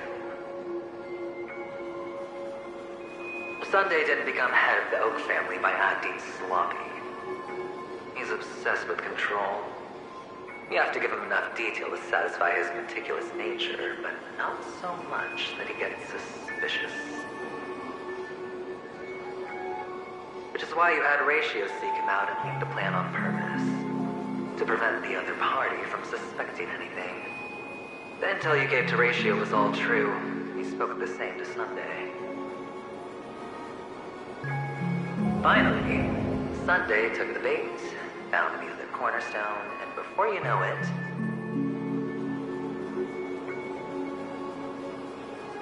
everyone's distracted enough for you to steal the third stone right out from under them. Why don't you stop rummaging through my mind? Your mind. It's our mind. You're me, and I'm you. We're the same.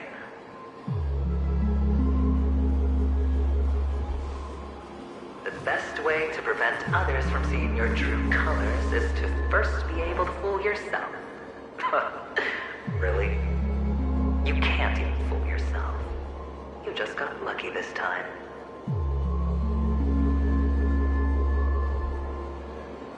This is the other cornerstone in Sunday's hands. Rather beautiful green. Just like you. Smooth. Cunning. Tell me, what's its name?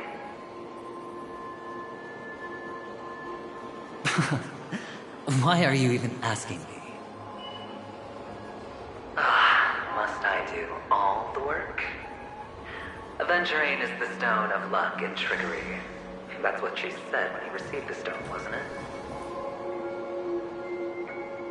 This type of stone isn't rare, but its hue is very similar to a certain gem. In fact, it's often used as a substitute. And that more precious gem is...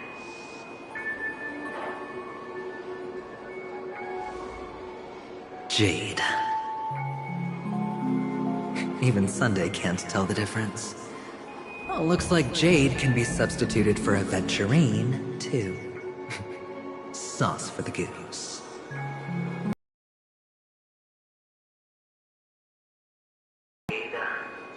Three elites, three cornerstones who, for a measly penny, offered their everything. Oh, you're even more united than the family. As I've said before, 3 chips are sufficient. All or nothing. But will it be the former or the latter? We'll find out soon enough.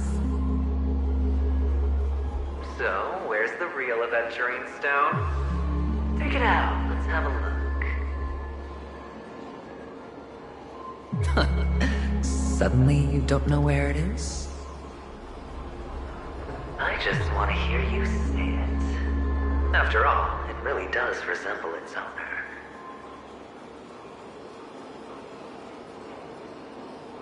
As you wish, then.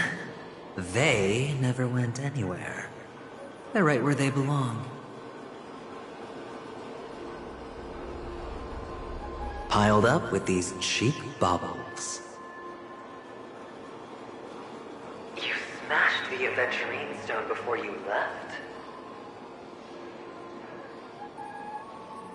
Oh, just look at it. Shattered. Just like your life. Poor thing. A humble pebble coated in the most lustrous sheen. I take it back.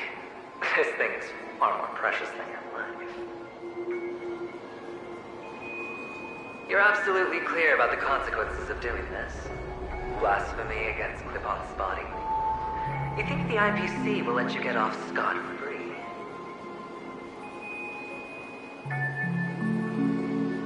Well, Diamond has always been all about results.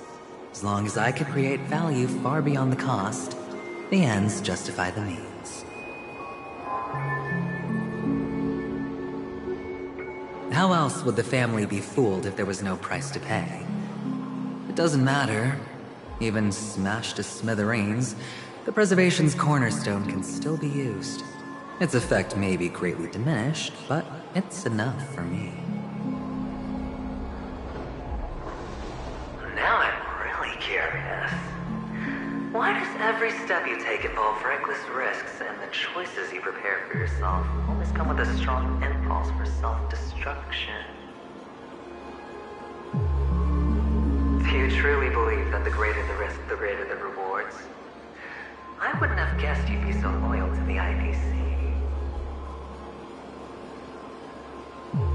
There is so much you don't see. Which is also why you'll never see how I'll win it all. That is, if you can do what it takes. We'll just have to wait and see then. The cornerstone is gone. Another illusion of the harmony. Huh?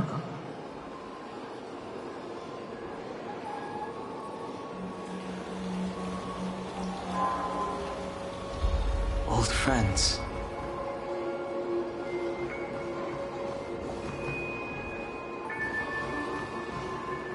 Hello. We meet again, Mr. Pretty Eyes. Yes. We meet again. Did you find your mother and father? Of course. Big Sis is there too.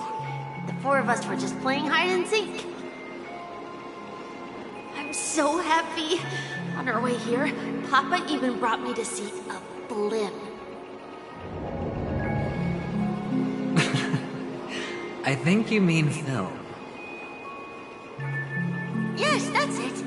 Putting many drawings together and turning them into a moving wall painting. They put me, Papa, Mama, and Big Sis together, turning us into one big family. You should give it a try too, mister. You look sad. The amusement park will cheer you up. Sure.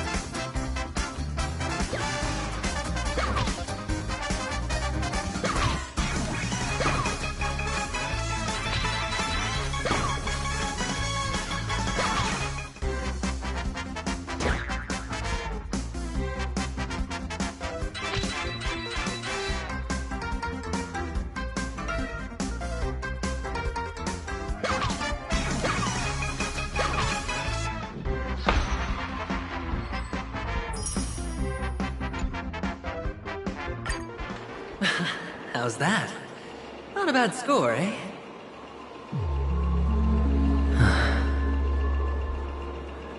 Boring.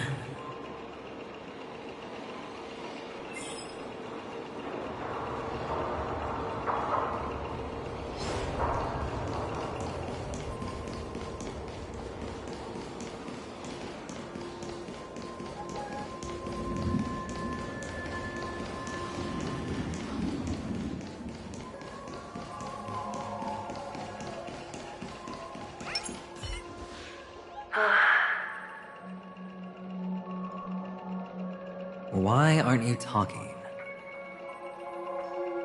You've piqued my interest. I'll admit that there are still aspects of you that I don't completely understand. Well, you sound sincere this time, at least. Well, sincerity is one of my traits that everybody likes. And I have precious few of those. Moving on. See that maze over there? I'll know everything about you before you reach the exit. Our quaint journey through this amusement park still isn't over, and I wouldn't mind stretching this out at all.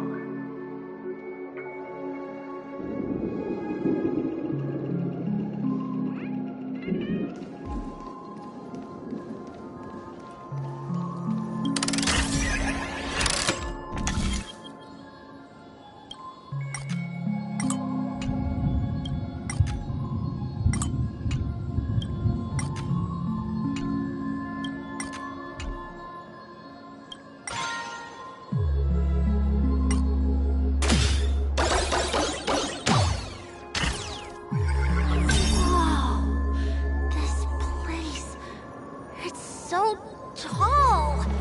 Even taller than the tallest rocks in the desert!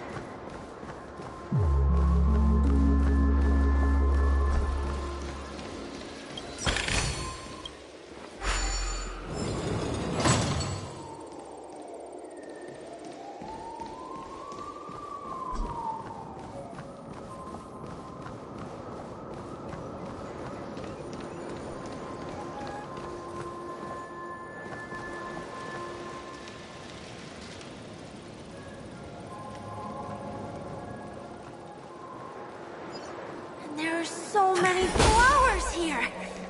Fix this! This one's for you!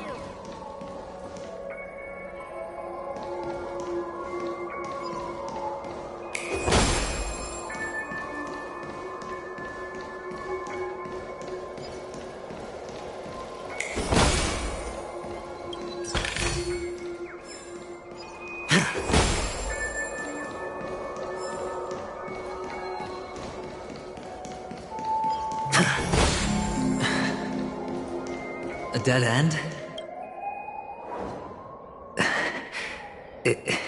Is this... Oh, what's on your mind? It's got nothing to do with you. Do you need a hint? These are manacles on you. That man gave you your first job, and you made your first pot of gold. I remember it all too well. You wrapped that iron chain around your fist, for that is the only tool you could find. Then, in that maze, you... Shut up! Oh, you don't wish to face your past. Unwilling to admit that your life is worth only 60 tons.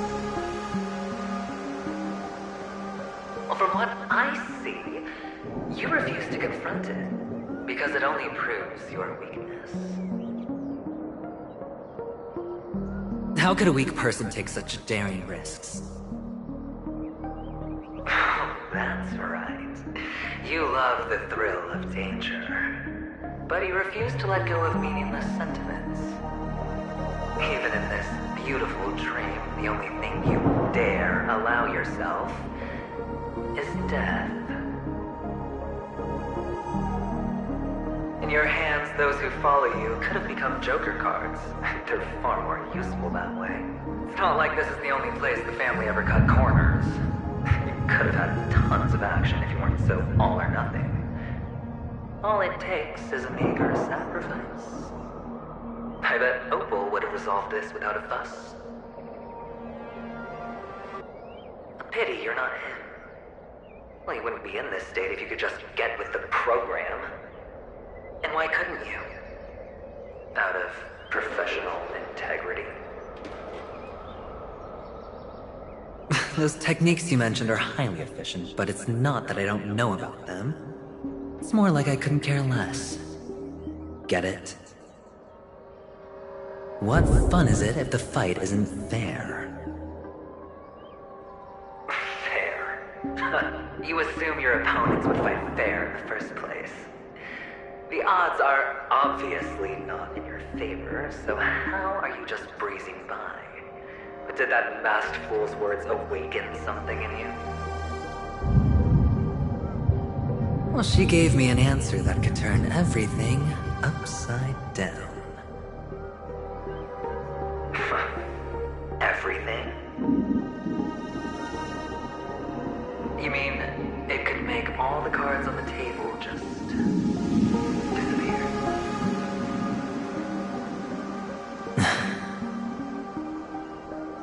That's cheating.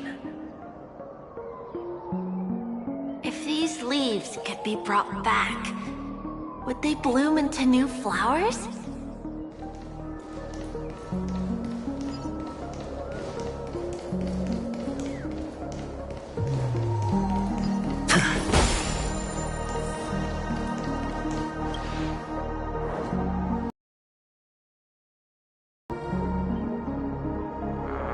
Your expression right now is hard to put into words.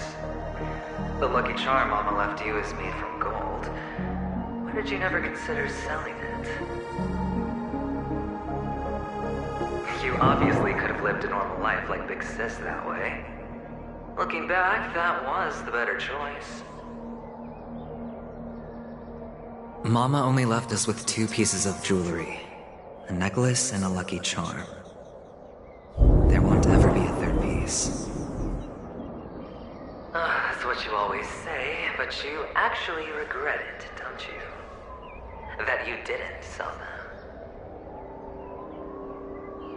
You can zip it if there's nothing to talk about. I know. You must remember what Big Sis told you. You're a child blessed by Gaiathra Triclops, and can lead the clan to happiness. So always remember to protect yourself and never resent the pain and poverty you're going through. The words still ring in your ears, don't they? You're a good kid, so you definitely won't have forgotten. So, you surely won't forget how tragic her last moments of life were. How the piercing laughter behind you felt like it was drilling into your heart. You ran away without looking back, just as she told you to. Tisk, tisk. A lifelong regret indeed. Enough! Do you not have anything better to talk about? Oh, shut me down like a champ! Well, I guess when it comes to mind games, this isn't exactly your first rodeo. I think I finally get you. And woo! You are nuts! In the end, I'll ruin this beautiful dream and create the grandest death. Well, you stuck to that start to finish. Think about it. There's a Stellaron in play, the fabulous Robin loses her voice, 2 unsolved murders, cryptic messages from a masked fool, and a chance to go head-to-head with Sunday himself. And the only thing to pique your interest is one word. The last word. A word that's right there at your fingertips. death. But whose exactly? We'll know when the dice falls. All right then. Reserve a seat for me in the audience. I'm curious to see just how capable you are. Still, you never answered my question. If you could start over, would you still want to be the child who received Gayandra's blessing?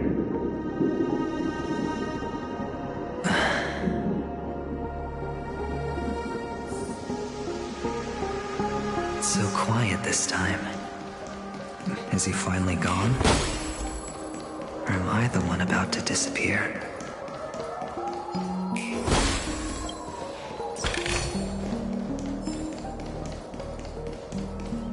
Finally, made it out of this place. We're going home? But I don't want to go back there.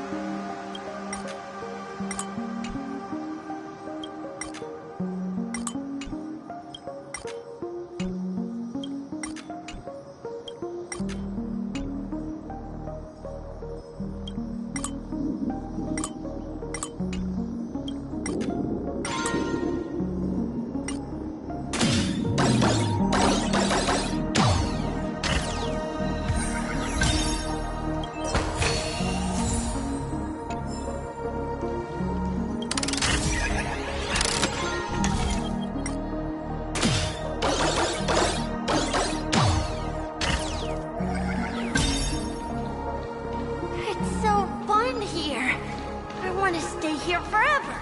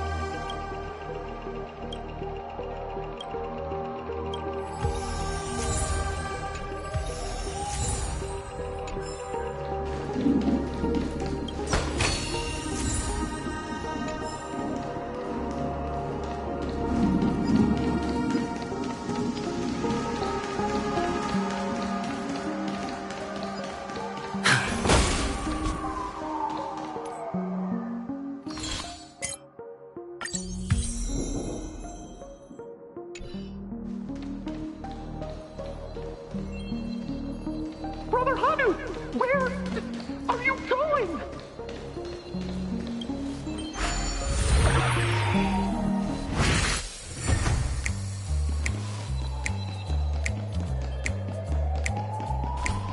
There's only one place he can be going, whether it's in the past, present, or future.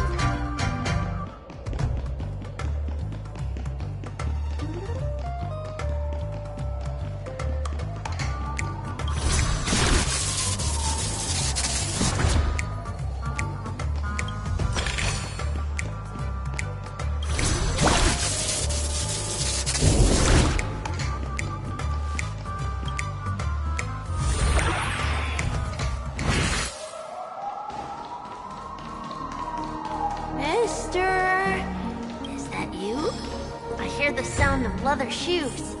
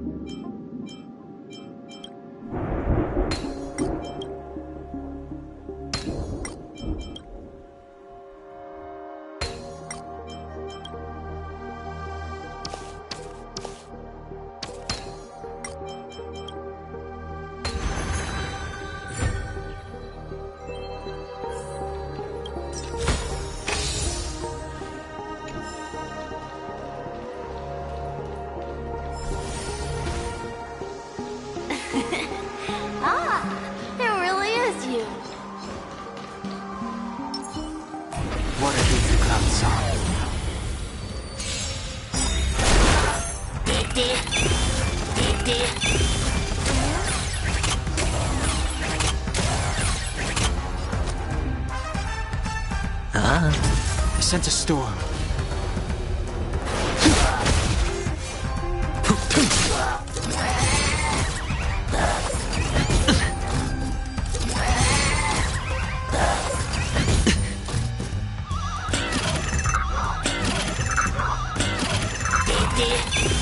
You chose the wrong end. Eternal sleep is not the dead return! I hit the mark. The strength.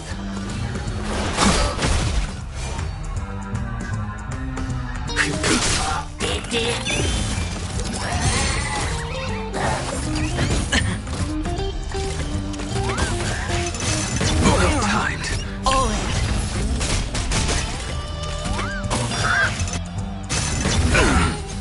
Watch your head.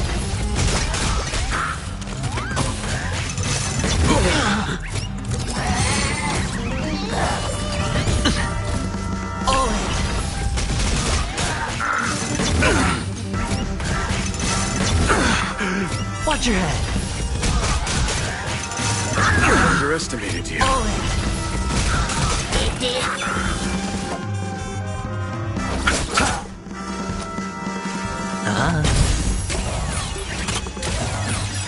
The times are changed.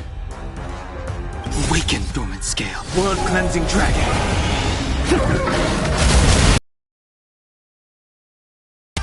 Heaven's surge. Break. You impede me. Your end approaches.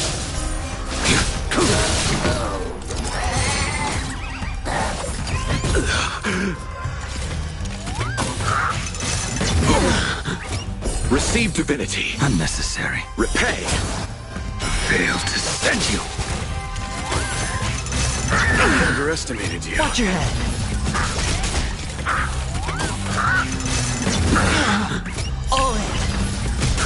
I'll see you off.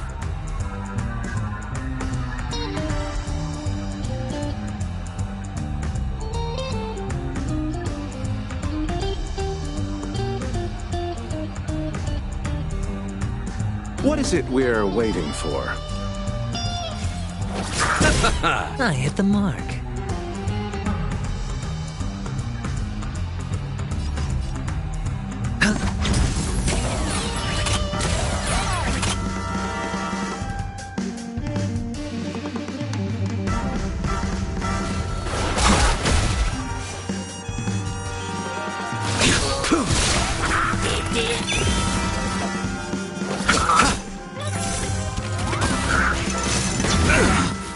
Hedge your bets.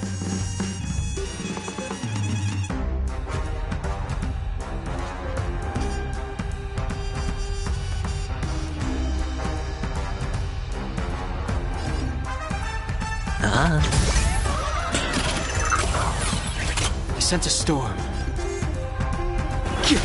I will dispatch you.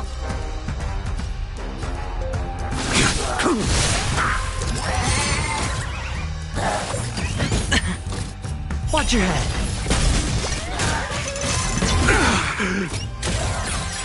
Let's settle this.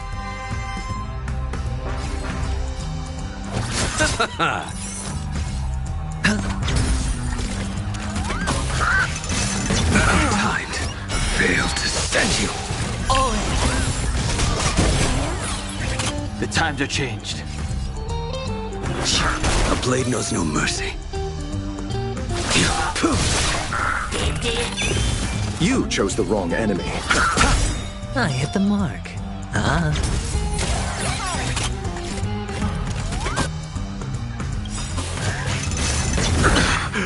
Watch your head. You impede me. The fight is set.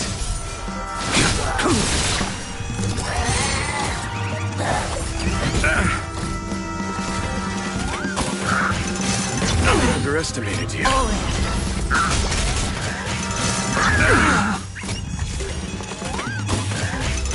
I underestimated you. Bloom.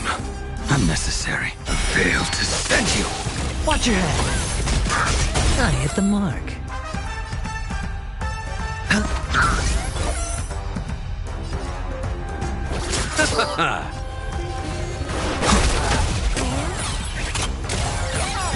I will dispatch you.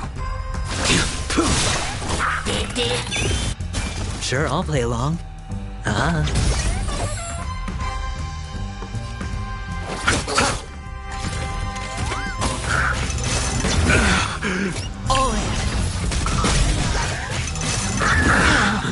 The times are changed. Heaven's surge. Break. I hit the mark. A blade knows no mercy.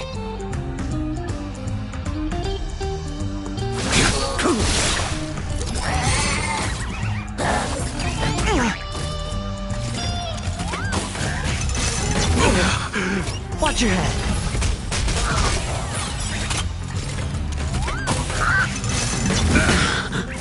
Failed to send you.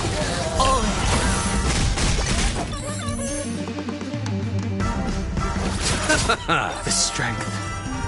Heaven's surge. Rise! You impede me. I'll see you off.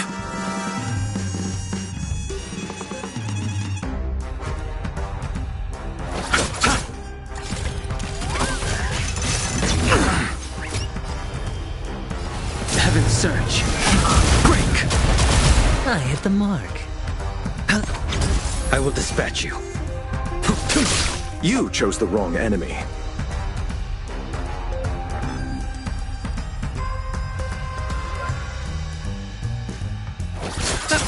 Hedge your bets.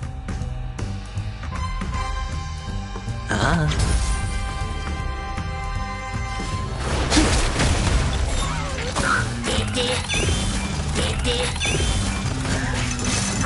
underestimated you. Trying to pull a fast one? Heaven's Surge. Rise! You impede me. Your end approaches. Bloom. Unnecessary. Repay. Fail to send you.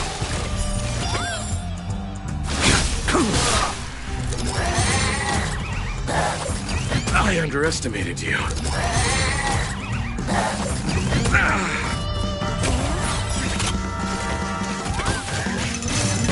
underestimated you.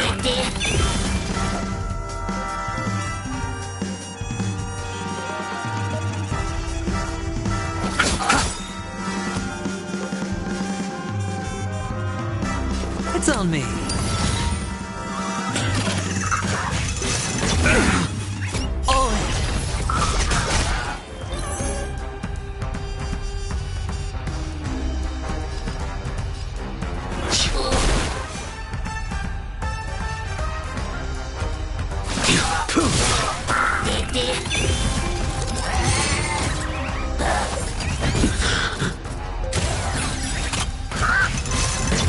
Dirty trick. Watch your head.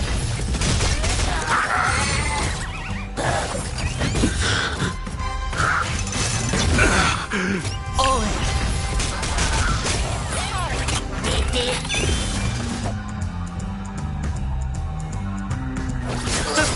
Hedge your bets.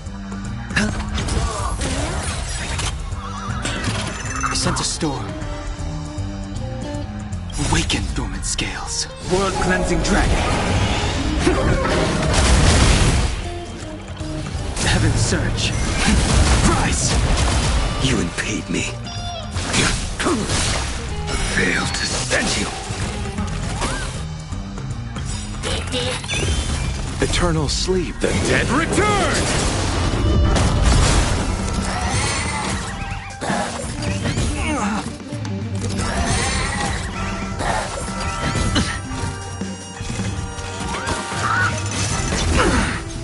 Watch your head.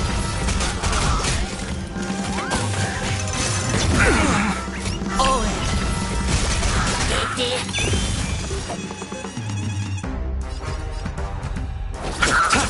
Sure, I'll play along.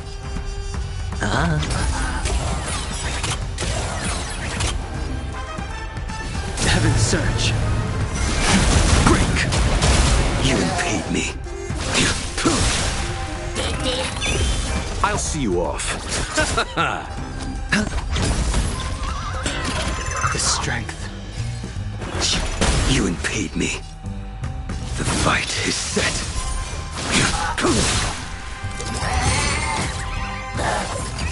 No dirty tricks, all right.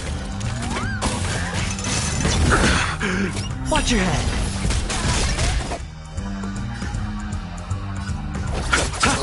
Hedge your bets.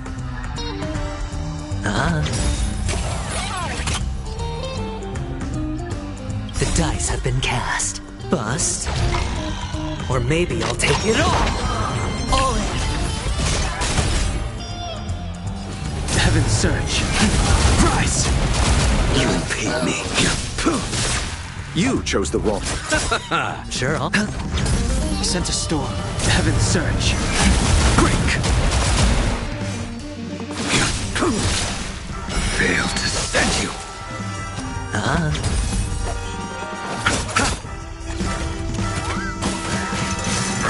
Timed. Watch your head.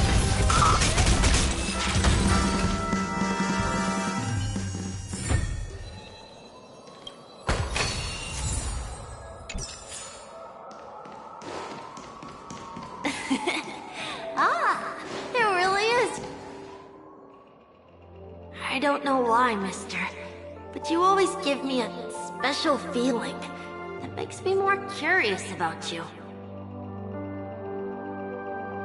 It's sad that I can't get to know you more. We have to say goodbye. Did you have fun? You're going back? Yes, I should go home. The day's getting dark, and it's going to rain. I don't want to worry the others. You're home. Where is it? What a strange question. It's where Papa, Mama, and Big Sis are. In this dream.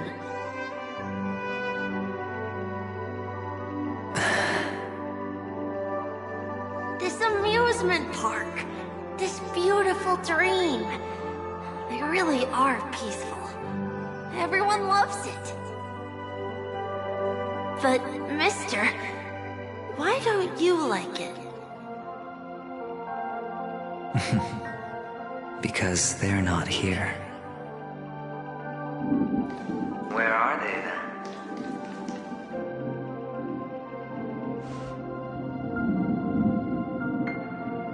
I don't know. You do know. But there's no point pressing the issue.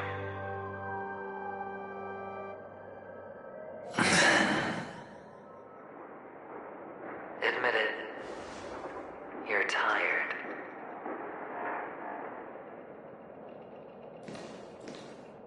We all are. Which is why we chose to stay here.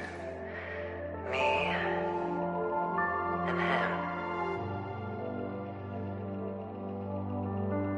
Your past and future. How long will you stay? Forever. We'll be with you forever in this dream. This is the greatest honor that we can offer to those who hurtle towards death.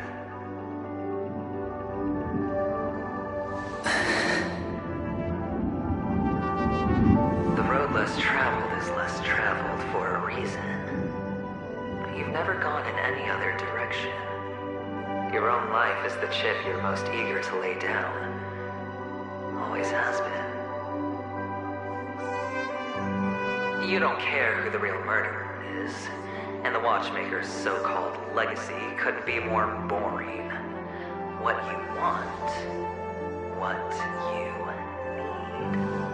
need, is to be the smooth operator, the solid gold deal maker who doesn't waste a drop of sweat, even when he's up to his neck in danger, deep inside family territory. You want to be polished up, cuffed with red-hot chains, and spotlit center stage.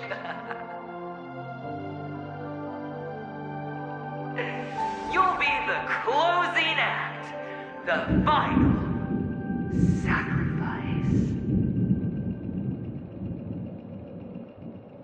I can do it. And it will be flawless. Of course you can. Your luck will help you at the right time. A Stellaron and an Emanator. It's that simple now.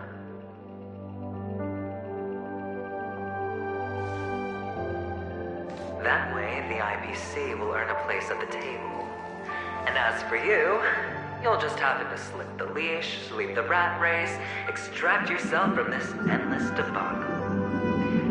You'll have the freedom you've always dreamed of.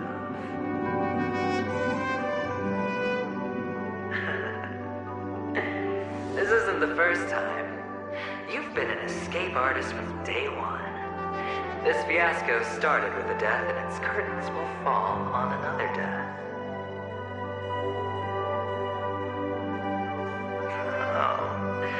So that's why Diamond chose you. He's just after Penacony. A No matter the means, no matter the price. It's not personal.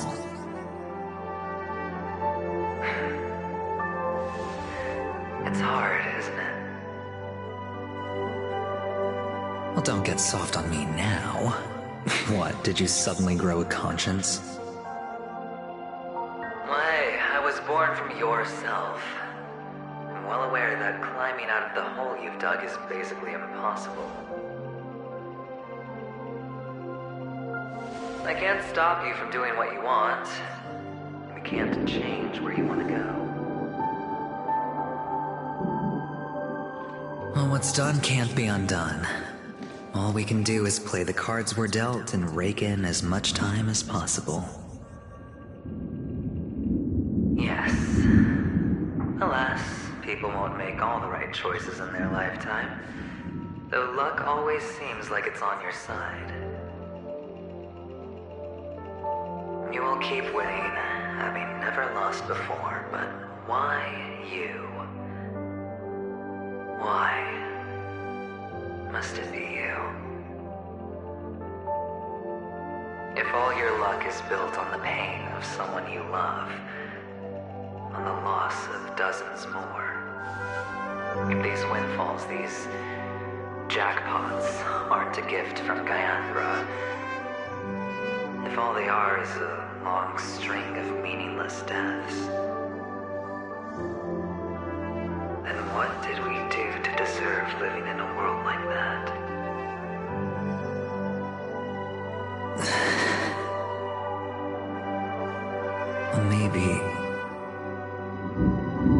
Maybe when I get to where I'm going and look back,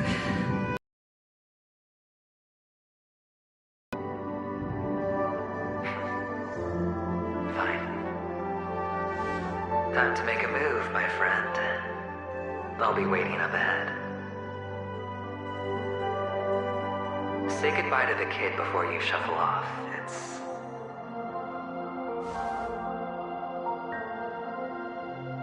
It's best to die without regrets.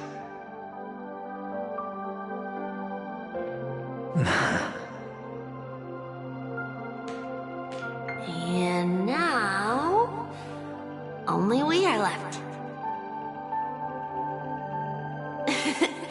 Can you take a photo for me? I want a memento. sure. Come on.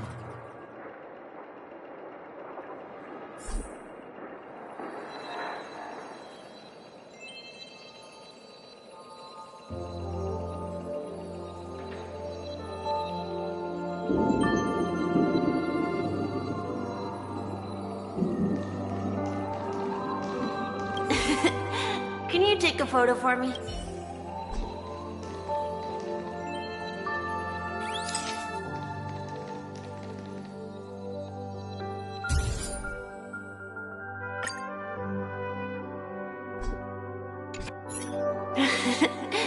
How nice.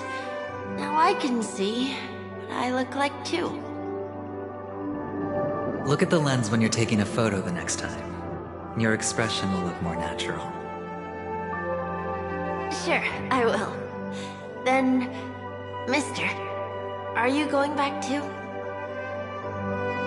I can't leave yet. I still have a show to do.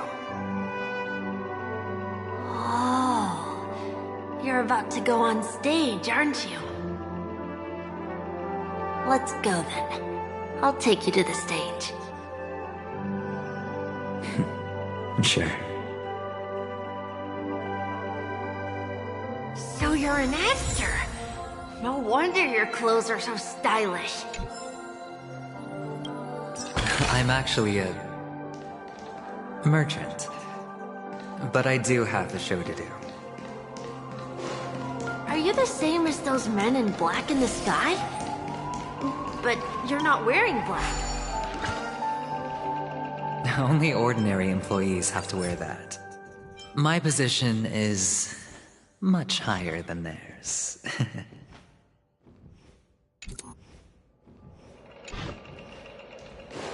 Awesome. I hope I can become as good looking as you when I grow up. Of course you can.